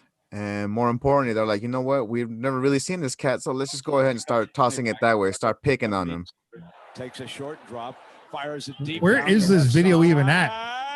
It's not even on the screen. Damn, is that me? I've had that tab open this entire show, and it just started playing right now. Yo, Musburger's just tapping into your computer right now, bro. There you go. You're gonna hear me out. You're gonna hear me out, Kenny. You're gonna like me. God damn it. There you go. Just throw Muffburger in the trash can then, bro. Musburger at home watching reruns of Matlock. Facts. Tonight. You know what, man? I mean, I want to answer your question because you said, why do we think that is? Why do you think it's happening in the moment? But I mean, I'm not quite sure what the difference is, what they've seen. Maybe it's something that they saw on film. Maybe they saw something in terms of, the way he's playing certain routes or whatever. Obviously, everyone does their homework, right? And it's to be expected that if they see a chink in your armor, they're going to start attacking it. But I think more so than anything, man, it's recognizing that this defense is all kinds of fucking confused. And one play that I saw, and I can't think of the exact time that it happened, but there was a play where Mullen was responsible for, kind of a middle flat kind of area. You could see him kind of backpedaling, and he should have gotten a little bit deeper, rode that out with the wide receiver, but he immediately saw the under guy, right? And he saw that other receiver come underneath him, and instead of getting a little deeper in his back pedal, he ended up cutting it short because he started to feel the responsibility of that guy, that's the receiver that was in front. And then the ball ends up getting thrown over his head in that gap that was created. The zone defense that we have, the scheme that we've been running is just not functional, man. Like, I haven't seen it function once. Have you? Like, have you guys seen this zone defense be like consistent at all? No, it's all kinds of fucking confused, bro. Like, nobody trusts each other in that zone. That's what I attribute those things to. Those errors and those issues that we're seeing with guys that have been pretty fucking, pretty good for us. I attribute it to this defense. It's all this just not right. It's just not it's not trustworthy. They don't trust the scheme, and then they're not trusting each other. And you got guys not filling in where they're supposed to. because they're worried about another area that they don't think the other guy's going to get to. And that's what we're seeing all over the field. That's why you got guys running down the field with like 20 yards between them and a defender. It's ridiculous. Mhm. You know what I mean? So Yeah, that's that's true. all I got to say about that. Hold on, we got a quick update. We got 64 likes tonight. We need 11 more, guys. 11 more, and Pillaging Pete and Bobby Wasabi start growing out that beaver paddle, that North Carolina neck warmer, that Canadian passport, bro, that Missouri compromise. You know what I'm talking about? You know what I'm talking about? That Camaro cut, the real fly Camaro cut. Yeah, the Camaro cut. That's amazing. That Man. ranchero. Hey, Dude, the I need a soccer Camaro rocker, now. bro. The squirrel Man. squirrel pelt, the Tennessee top hat, whatever you call it, the Trayvon mullet. That's what we're gonna call it here. The Trayvon mullet. That's what we're gonna call it here, bro. 11 more likes if you want to see the Trayvon mullet on this podcast. Oh yeah, dude. Hey, we'll bring Pillaging Pete into the crow's nest and do it live. Oh, that's what's up. Yeah. That's gonna be a fire episode. No, you know what? No. It'll be a Pillaging Pete and me, and we'll have to race to see who could do it fastest on themselves. Just real shit. quick, just line it up and go. That's simple. Run. Man. The chupa cabrona. You just gotta cut off those sideburns, bro. Those lados quemados, bro. You gotta shave those bitches off, bro. Man. I mean, that pretty much wraps up the game right there. We got some phone calls. You guys ready to hit these phone calls? Hit him, bro. I'm ready to hear. Right, I'm ready to hear WAP. I know he called in. Yeah, I know we did too. He's already been talking about it. So let's start off here. 813. Mr. Stapler, Che, Kane, and that motherfucker Bobby Wasabi. Yo. What's good, boys? This is your boy Rob Raider, calling you out of Tampa, Florida, by way of beautiful Los Angeles, California. God damn, this is a tough one, and most likely the end to the Las Vegas Raiders inaugural season. But goddamn, Mariota looked great, man. He was making big plays with his legs and looked way faster than Karl. I'm not trying to start a quarterback controversy, but Mariota gets my fucking MVP for the game, man. I really think he played great. If it wasn't for our defense, we would have won this game. Now, I want to give it up real quick to Nelson Aguilar, man. When they showed that kid's finger on the screen and that he was back in there like a play later and then got fucking crushed in his ribs and stayed in the game, that's the kind of fucking toughness I like to see, man. This kid, Nelson Aguilar, we need to sign this kid long term, man. I really enjoy watching him play. Now, you know, the problem with this fucking defense, man, that goddamn touchdown drive that we gave up before the half, that was the killer. That was the difference in this game. No doubt about it. And the third down conversions that we were giving up, these third and longs, I mean, it's just been consistent all year. I didn't see any difference in our defense today. I didn't see any fucking improvement whatsoever. And I'm so glad that Hunter Renfrow is okay, man. The way I seen that kid's neck bent up underneath his shoulder pads, man, I thought that kid was fucking dead. So I'm super glad that Hunter Renfrow is okay, man. I knew he wasn't coming back. And fucking welcome back to the Raiders, Darryl Worley, man. He made a couple of huge plays to keep us in this game. I got to give it up to Worley. You know, all in all, this fucking game is a huge upset and most likely the end to our season. And but one thing I did notice, you know, they were making a big deal of with Gruden wearing the Oakland Raider hat in the whole first half. It was beautiful. I don't know if it was just in the rotation, like they said, or he was trying to give a little props to the Oakland fans. Either way, I appreciate it. No big deal. But man, love the show, boys. I'm gonna keep on calling, doing my thing. But keep up the good work, and I'll talk to you guys. Hey, thanks for the call, Rob Raider. You've been on a roll lately. Another solid call tonight. To answer a question I saw in the chat earlier asking if Waller's up to 1,000 yards. He's at about 816 yards right now. So he's got 2 games left. He can get there. He needs 2 monster games. Appreciate the shout outs, Rob, to Nelson Aguilar.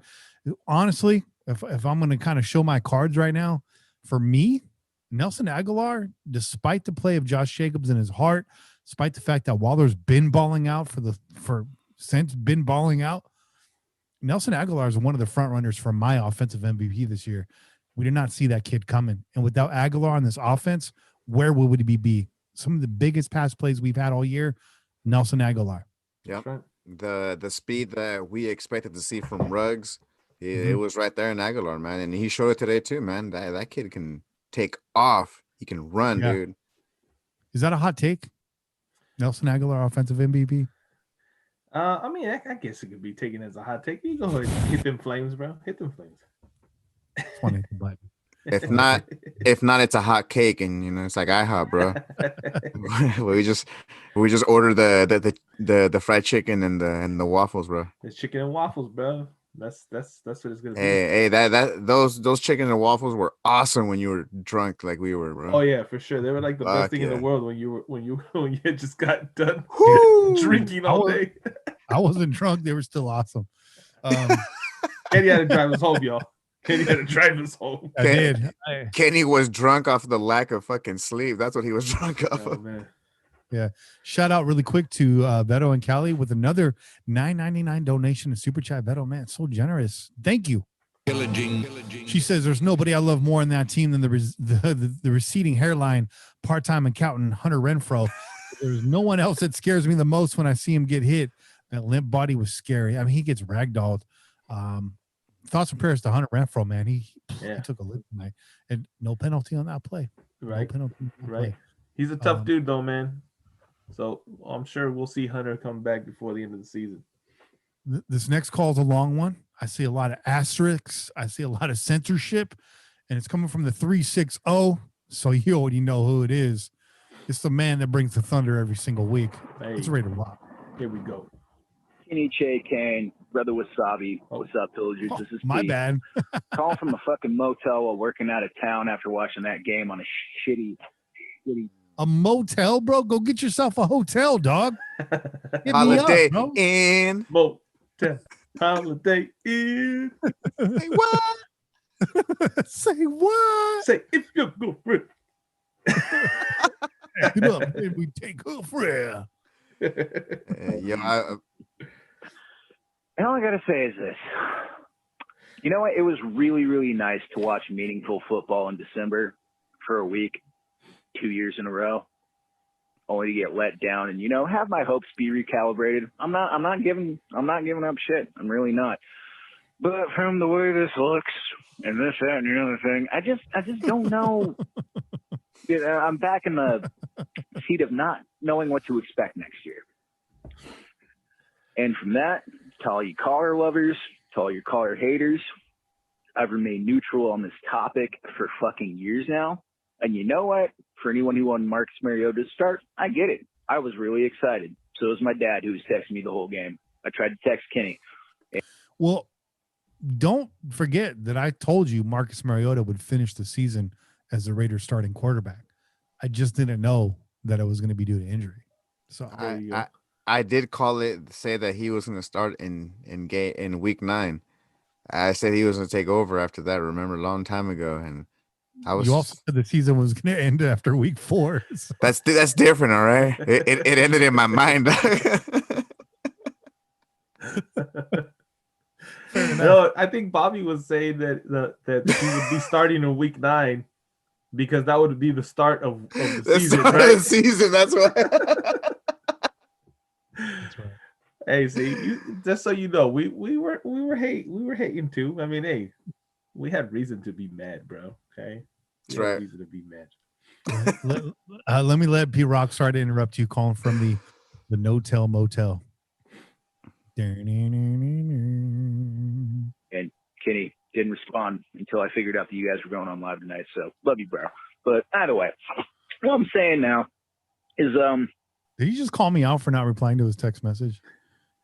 Pete, this whole show is a response to your text message, bro. This is for you. I'm not in optimist playoff pretension mode. I'm not in pessimistic we're going to lose out mode. I'm in off-season mode because pessimistic Pete, optimistic Pete they're dead. They're fucking dead. So I propose these moves in the offseason. We have a very undisciplined secondary, which is why I've been recommending Mr. Raheem Morris for the past few weeks to be our new defensive coordinator. Keep Marinelli around. I don't know what the fuck he does during a paycheck because we only had one sack tonight for the first time in 3 weeks. Mm-hmm. But at the same time, we need to invest in defensive coordinator. We really need to invest in the size and power on D-line, especially defensive tackle. Do I hold anything against Maxie and Quee? No, I really don't. It's just the fact that we cannot only push the pocket, but we just don't have anyone who can stop the run. Mm-hmm. And one more thing. I will never forgive keeping Eric Harris over Karl Joseph a moment in my life. I just won't. And you know, I thought it might have been smart, but it just wasn't. So out of the way, hope to see you guys on at 7:30. I don't usually drink on a Thursday, but this game and the fact that we have to see Justin Herbert for the next 15 years do what he just did to us tonight is going to make me have a few. So you know what? Much love, y'all. Take it easy. Later, live chat. What the fuck? Thanks for the call, Pete. I appreciate that. Sorry for getting your area code mixed up. WAP, I believe, is 760. Great call, Pete. I mean, you said it well. Let's go here. Here it is. What's up, family and friends? The fix is in. I don't even know what to do right now. I almost just threw a bomb.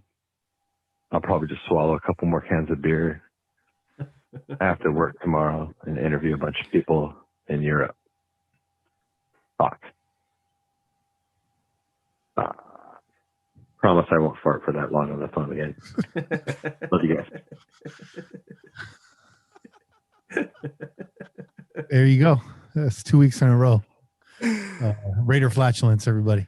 Yes, I love that name. Fellow Raider. That's the next.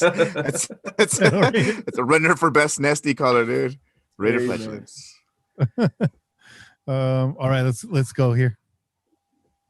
God fucking damn it, man! Fucking WAP.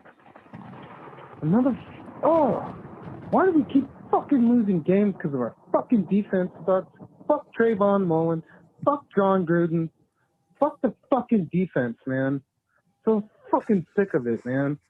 Blowing fucking games left and right. You should have gone for it on 4th down. We were right there by the goal. Fuck, man.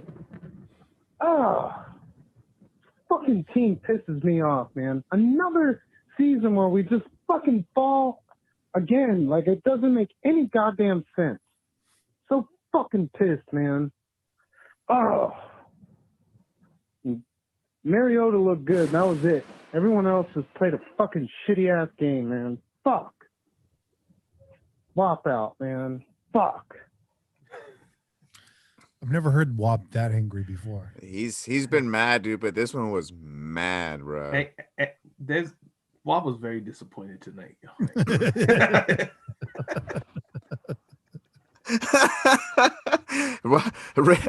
Raider Nug is asking, why does WAP sound like Hank Hill? Damn it, I'm asking, why does Hank Hill sound like Raider WAP? Thanks. Oh, man. It's because they were created by Mike Judge, bro. Hank Hill and WAP. I got this thunder noise on a 10-hour loop. I'm tempted to just let it run all night long. You guys want to stay on? We're gonna have thunder all night long. We're stuck at 66 likes, guys. You guys want to see this this beaver paddle or not? I do. Yeah, I do too. Let's go to the Central Valley here, the 209. Kenny, Trey, Kane, Bobby Wasabi, man, what's going on with y'all, man? I ain't called your show ever, but this is it. This is your boy Raider Fan. You feel me? Oh, what's up, Calling man? out of the 209, man. Y'all know what time it is, man. What's going on with your boys, man? Papa Chilla for your homie. Hey, Raider Ben, we got to link up with the tailgate. That dude is hella cool, bro. Yeah, That dude's hell yeah. fan. Yeah, Hell yeah, he was man. cool. Everyone that stopped by the Pillaging tailgate has been fucking awesome, dude. Everyone showed love, and it's crazy, man, because I remember hearing from Kenny, it's like, yo, bro, this is an original from the blog and this and that, and to seeing cats on the YouTube chat, dude. So it's awesome, man. Everybody that be passing by, dude. And Raider Ben was fucking cool too, man. Yeah, if you're Man. sitting at home tonight and you're wondering, like, am I cool? If you came by the tailgate, yes. If not, then I don't know. I don't know. Those are facts. We don't know. I don't know if you're cool. We don't really know yet. Yeah, for all we know, you probably watch Chad Sports or something. Oh, Chad Sports. Chad Sports, bro. Let's rock with Raider Ben, man. I know he's got some takes. It's a long one. The Raider Ben brings it, man. Here we go. Anyways, man, I don't know how y'all feel, man, but Gruden got to go, bro. The conservative play calling, bro, is a fucking rap. Shout out to Marcus Mariota, man, for doing this fucking thing, man. We all knew the defense wasn't going to stop a nosebleed. You feel me? But Gruden, bro, you get down into the red zone and overtime, you don't even target Waller one time. You throw fucking spider 2 wide banana on fucking third down to fucking Alec Ingold, which is a short of the goal line fucking pass. And it's just pathetic. You know what I'm saying? At the end of regulation, you fucking decide to throw the ball instead of running the ball and getting some yards to possibly set your team up for a fucking field goal. It's just fucking stupid, bro. It's pathetic. The defense isn't going to get any better until we get talent. Max Crosby was getting fucking mugged the whole fucking game, just like every game. He just gets fucking mugged with no calls. It's fucking bullshit. I got to be at work in 2.5 hours, man, but I had to stay up and watch this game, man. Shout out to Marcus Mariota. There's going to be quarterback controversy for sure. And, man, does the offense look way much better with a mobile quarterback at the helm, man. Anyways, man, y'all boys Papachella for your boy. I'll listen to this podcast when I get to work. The Raiders are out of it. 18 of the last 19 seasons, the Raiders have been eliminated from the playoffs. So it is what it is, man. There's going to be a lot of quarterback controversy, especially with Derek Carr having a no dead cap next year if the Raiders release him, and then paying Mariota the money they paid him. The way he played tonight, but just the play calling on the goal line, man. Josh Jacobs hasn't been effective the whole game. You go to him 2 plays in a row, and then you throw spider 2 wide banana short of the goal line. That's just not going to fucking cut it. Should have targeted a Waller. Bullshit ass calls all throughout the game. Anyways, man, y'all turn up for your boy. It's your boy Raider Ben. You guys know what fucking time it is. I'm out. Go Raiders. Go Raiders, Raider Ben. We appreciate your points. We don't agree with all of them. We covered it earlier in the podcast, but I definitely understand where you're coming from. I definitely understand. There's a lot of different sides to this. It's multifaceted. So, but we'll see about Mariota. Like I said, coming in, getting your number called off the bench, taking the other team by surprise, under the lights, the electricity, having everything to play for. You got your future contracts on the line. You got a chip on your shoulder coming out of Tennessee, all that. But Miami's got some film on you and what this offense looks like with you in it. We'll see if Gruden installs a couple wrinkles for Mariota next week, maybe change things up. But it's going to be a big game against the Dolphins. As you know, they've been rolling all season. We'll see what Mariota really looks like when a team has a whole week to prepare for him and he's got a whole week to prepare for them. I think the litmus test for Mariota is in the next game. It's not for tonight. And I'm not taking anything away from him. That was exciting football. Football. Oh, yeah. We're going to stay in the Central Valley. We got another call coming from the 209. Yo, what's up, fellas? This is Lucid Raider calling out of Northern California. It's cracking. So first I want to say that Mariota's a baller, just like Waller, man. That dude played his heart out, man. And, you got to cut him some slack, too, because this is his first game, coming in after Karl and whatnot, no preseason and whatnot, first time he's coming in. So he's going to make some mistakes, man. But he did pretty good, man, but, got the loss. We got to move on and on to the next one. One thing that's been bothering me, man, real quickly, I don't know if you guys follow the blog there, but I mean, I wish there was some type of moderation on the politics that go on there. You know, Biden's this and Trump's this and Trump's that. Like sometimes I want to pause right there because I agree with you 100%, Lucid Raider. We do have moderation on the blog, but we let people rock with any subject that they want. Comments get flagged. I've had to deal with a lot of immature bullshit, and these people are my friends. I'm calling you guys out, man. You need to clean it up, get your act together. I started going to the blog before I owned the blog with 666. It was a different place then. It was a lot more football, and politics are running rampant. I don't go there anymore either, Lucid Raider. To be completely honest, I do not comment on my own website. I go there for 10 minutes. I get disgusted. I walk off. You might be like, Kenny, you're not endorsing your own website. You know what? This podcast lives on a lot of different platforms, and I don't have to anymore. I'm leaving that place where it is. The community needs to stay intact. These people do need each other. But grow the fuck up, guys. The bullshit that goes on there, it's embarrassing. I'm embarrassed for some of you guys. Grow up. Thank you, Lucid Raider. Sometimes I wonder if these dudes have ever been inside Oakland. You know, like when I was in a D lot, and then ain't a motherfucker talking about no politics in D lot or nothing like that, man. Sometimes these fans on that blog are suspect, man. I don't know, man, but so I've been following you guys, you know, real quickly. I've been following you guys since maybe I guess the inside Bay Area. I could be mistaken, but I'm pretty certain that's where I picked up on you guys back when you had Dr. Slob on there and the beach on there and whatnot. So I've been around for a while watching and following you guys. I just don't beach dog ever comment or nothing like that. But so one thing I will say, man, is you guys have been talking about what's his name, Musburger or whatnot, being a terrible announcer. Have we ever thought about maybe approaching Ken Korak from the Oakland Athletics? That guy has a pretty good voice, man. He does. And he's excited. He's excited, man. He gets you hyped and whatnot. I mean, I don't know, man. He sounds pretty good to me, man, when I watch him follow the A's. We've had it once when what's his name? Gosh, I can't remember the name right now. Excuse me. I've been drinking, so excuse me. Bill King was doing the Raiders and the A's. So I wonder if Ken Korak might be able to step in and do the same thing. Maybe Mark Davis or somebody can pass the message to Mark Davis. So, I mean, one thing about that is the Raiders booth guys, Lincoln Kennedy and Brett Musburger, they're employees of the Raiders organization, much like Greg Papa was an employee of the Raiders organization. They weren't employees of any kind of radio station or anything like that. I don't know how common that is around the league, but I do know, you know, that is special to the Raiders that they employ their own broadcast guys directly. So, and being that Ken Korak's based in the East Bay, I doubt that that's a possibility, but I myself am a big fan of Ken Korak. I think it's a great suggestion. I think that really is. And now with the Niners completely falling apart, maybe Greg Papa comes back. I don't know. Well, I was going to say, you know, just because Muffburger's employed doesn't, I mean, you know, if they don't want to fire him and, you know, feel bad about firing him, that's cool. You know, just move him to like the other side of the building and just say that he's announcing the game, but just have the microphone not plugged into anything, dude. Just put him in the basement like Milton. He's like, I was told there was going to be cake. Musburger's going to be like that meme of that little kid that's sitting next to his two brothers that are playing a video game.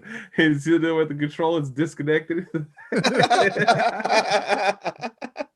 I said this, I think it was last week about Musburger. Somebody was asking how I felt about him. Musburger's got a great voice, man. And we've heard him announce so many big games in the college level, primetime games in the pros for years and years and years. So I understood the hire. I get that. He's a big name. He runs a betting company out of Las Vegas. He's based out of Las Vegas. He sounds good on the radio. He's got a great voice. But one thing, and I could be wrong here, but one thing that we didn't know is how is he as a home team broadcaster? Because I don't recall Musburger ever being tied to any one specific team. Right. And that's where he lacks is the enthusiasm for your home team, especially when you're going to compare him to a guy like Greg Papa or even a guy like Bill King that got fired up for the Raiders. Musburger does not have that fire. He's got a great voice. He can call the game, but just no enthusiasm. And that's where he fails, is as a home team broadcaster. Not a good fit for him.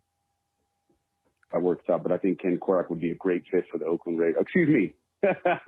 These Vegas Raiders exactly. are tough, brother. I've been an Oakland fan. I was raised in Oakland, so it's tough to still say Vegas, man. But anyhow, man, I'm going back to this game, man. It was pretty good. Our defense is still terrible. You know, we need some help on the D, but they played enough. They played their heart out. I mean, you know what it is. But anyways, man. But my trash can player. I'm gonna get to my trash can player for the real quickly.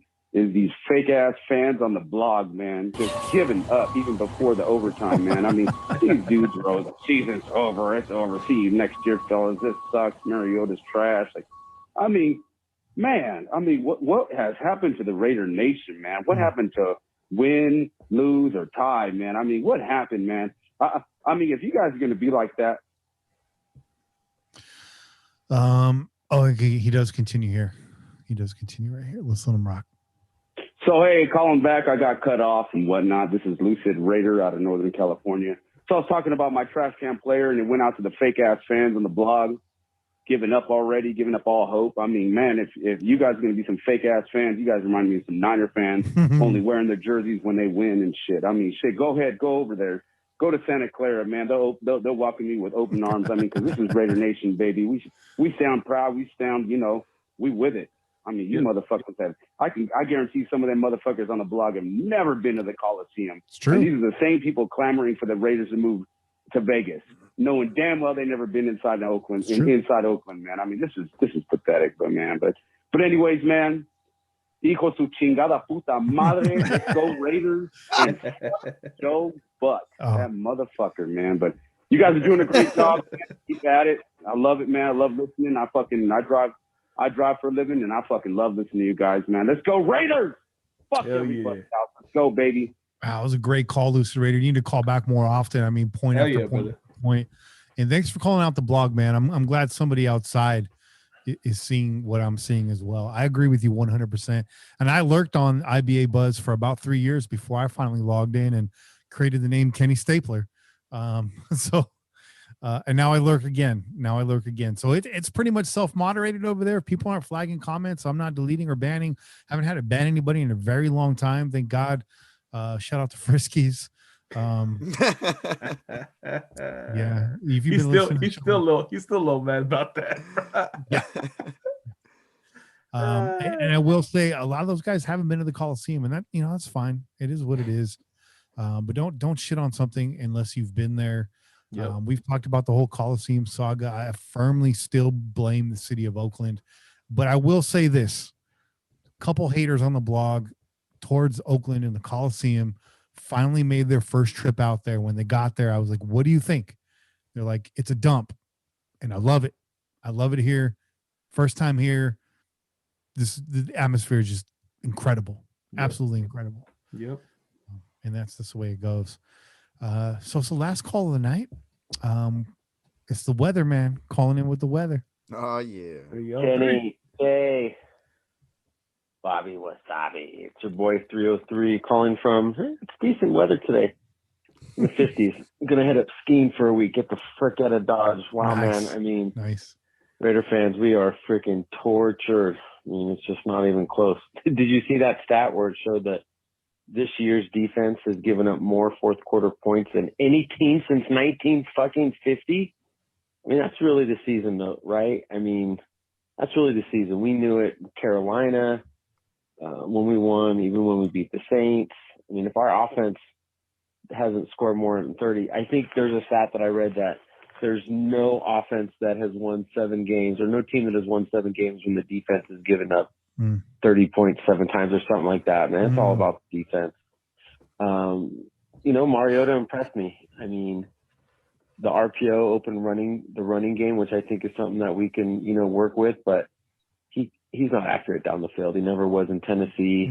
He made some good throws to 83. He missed he missed Aguilar. I think the refs didn't call a couple things. It's just, I don't know, man. Gruden in the red zone. It's, what is it? I think it was first, or it's 3rd and 5, or 3rd and goal on the 5 and 3 tight ends, and he throws a 2-yard pass to fucking what's his face. Why not do some RPOs? That shit's working. Yeah. I don't know, man. This is like the first time. I doubt Gruden, but I mean, I think the red zone, it's not Carr. I was blaming Carr. It's Gruden. His play calls are horrible, man. And he's beating Jacobs to the ground. And, you know, the run defense was better tonight, but overall, I mean, guys were wide open. And Trayvon Mullen, the fuck happened to the guy? Is it the concussions or he was fucking lost? So anyways, man, we ain't making the playoffs. I'm just going to go out and say it, and, we'll see what happens, but we need to draft some serious defense next year. Yeah. This is your boy 303, and I'm out. Great call, 303. Same page with you. I'll agree with that. A lot of people knocking Gruden's play calling altogether.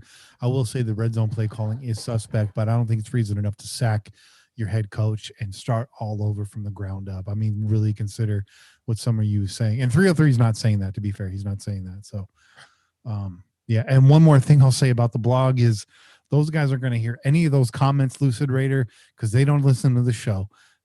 They think I sold out, which would imply that I'm actually making money off of this. I'm not. None of us are.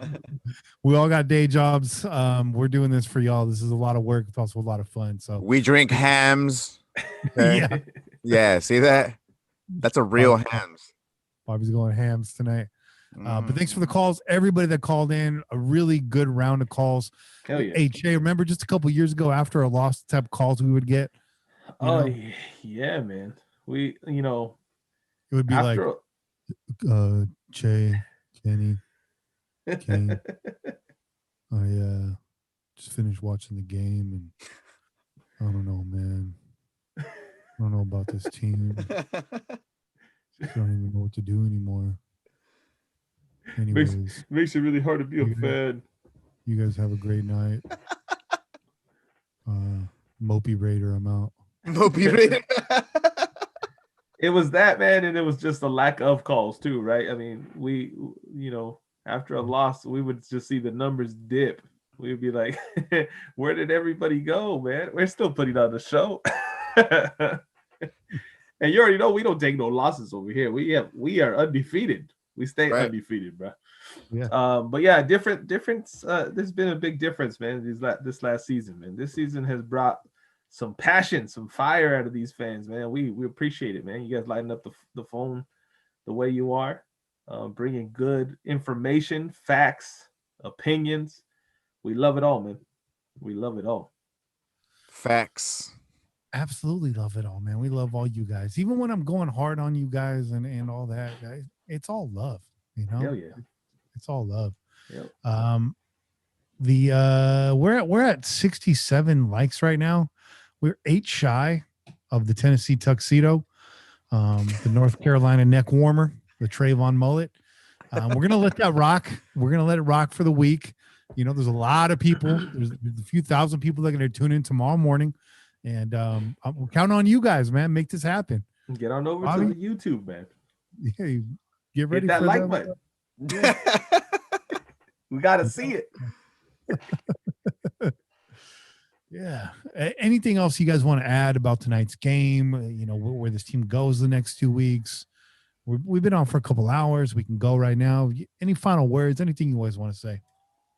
I would just say this, man. We know in regards to any playoff possibility. I know they were saying on the broadcast, there's still opportunity. They're not completely out of it, but like I said last week, man, you guys better get your rosary beads out because we're gonna need them.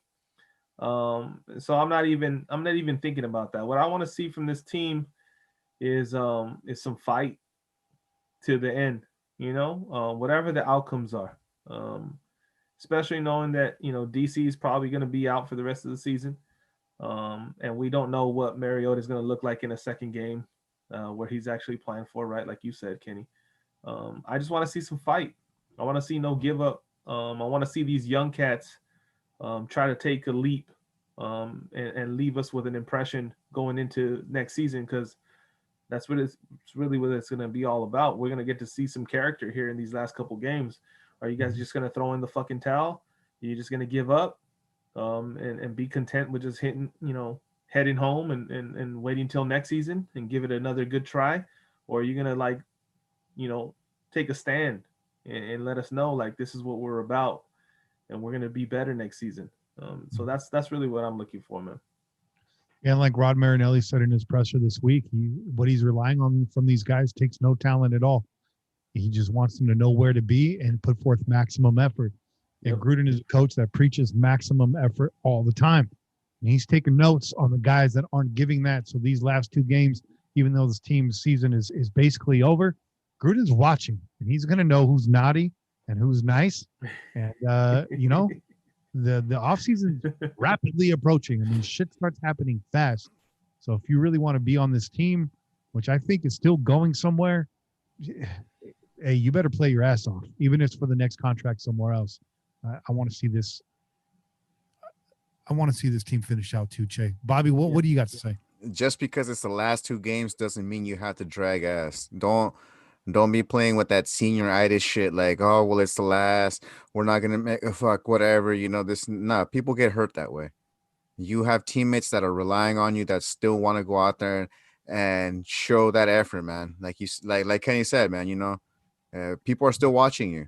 And the players that have been on the hot seat the whole season are going to want to make sure that they are able to actually prove to the staff, to the organization, to the fans, why it is that we should actually still keep rooting for them. Mo Hurst, he has to show me more, because at this point, honestly, I'm ready. I'm ready to say deuces to him, and I'm one of his biggest fans, man.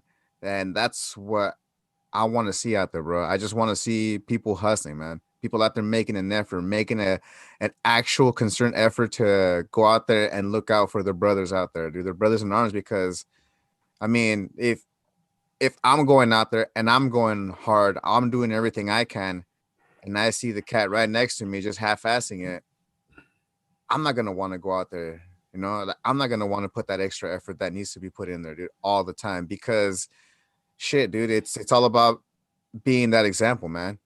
If you're going to be this much of a shit person when we're losing, I mean, fuck, dude, like, how much more of a shitty person or of a selfish person are you going to be when shit gets worse or whatever, you know, or where something unexpected happens, man? A lot more unexpected things can happen. And is this going to be it? Is this the thing that's going to break you down? It's like, I just want us to at least finish up strong and finish up as a team, man. Nobody, you know, trying to kill each other or whatever. Yeah. And I expect it. I've seen a lot more fight in this team than we saw last year. This team, same record at this point in the season last year, but I'm seeing a lot more fight. This team straight up gave up in week 12 last year. So we're not seeing that right now. We're getting gashed on defense. Players are out of position. They don't know where to be. Part of that scheme, we talked about the zone and all that, but it's not for a lack of effort. I will say that. So you see guys trying to tackle. They just can't tackle. Make it happen. Just a heads up, guys. I know some of you guys tune out by this point, but to those that are still here with us, we will be off next week. We're taking a week off for the holidays, so we will miss you for the Dolphins game. We're going to try to be back on the air after that Broncos game, and then we'll be rocking with you for the rest of the season, and we'll talk about our off-season schedule and stuff. We got some other things planned, but for now, we want to wish you a happy holidays, and Feliz Navidad, and a safe New Year. Enjoy, be safe, make smart decisions. I'm not going to be like Newsom and tell you to stay away from your families, but just do the right thing, people. It's a time for reflection. It's a time to take a deep breath, take a sigh, take a break, kick back. And for those of you out there working, especially those working in customer service, we appreciate you, because I've been there. Customer service, retail, the holidays bring out the worst in people. And amidst the circumstances we're in right now, you guys just don't deserve to be treated like that. So you guys are heroes as well. We appreciate all that. All our first line workers, we appreciate you too. We love you. To my lady, she's one of those folks in the medical field. She's gearing up for her vaccine and all that stuff going into the holidays. So 2020. And let's not forget the farm workers as well. Oh man. Because hey man, the gente out there, bro, they're the ones, you know, they're the ones making sure that we got food on our table, man. So that's right. So remember, people, don't forget them folks. Working their ass off. And let me tell you, you think everything's nice and sunny here in California? It's cold as shit in the morning, man. Those folks are out there. And in the evening, bro. The afternoon and evening is getting cold too, man. It's cold. You know, it ain't Alaska. I know if Angria was on the chat right now, she'd be telling us we're a bunch of pussies. But you know that's cold enough, all right? Why only 25 people live in Alaska?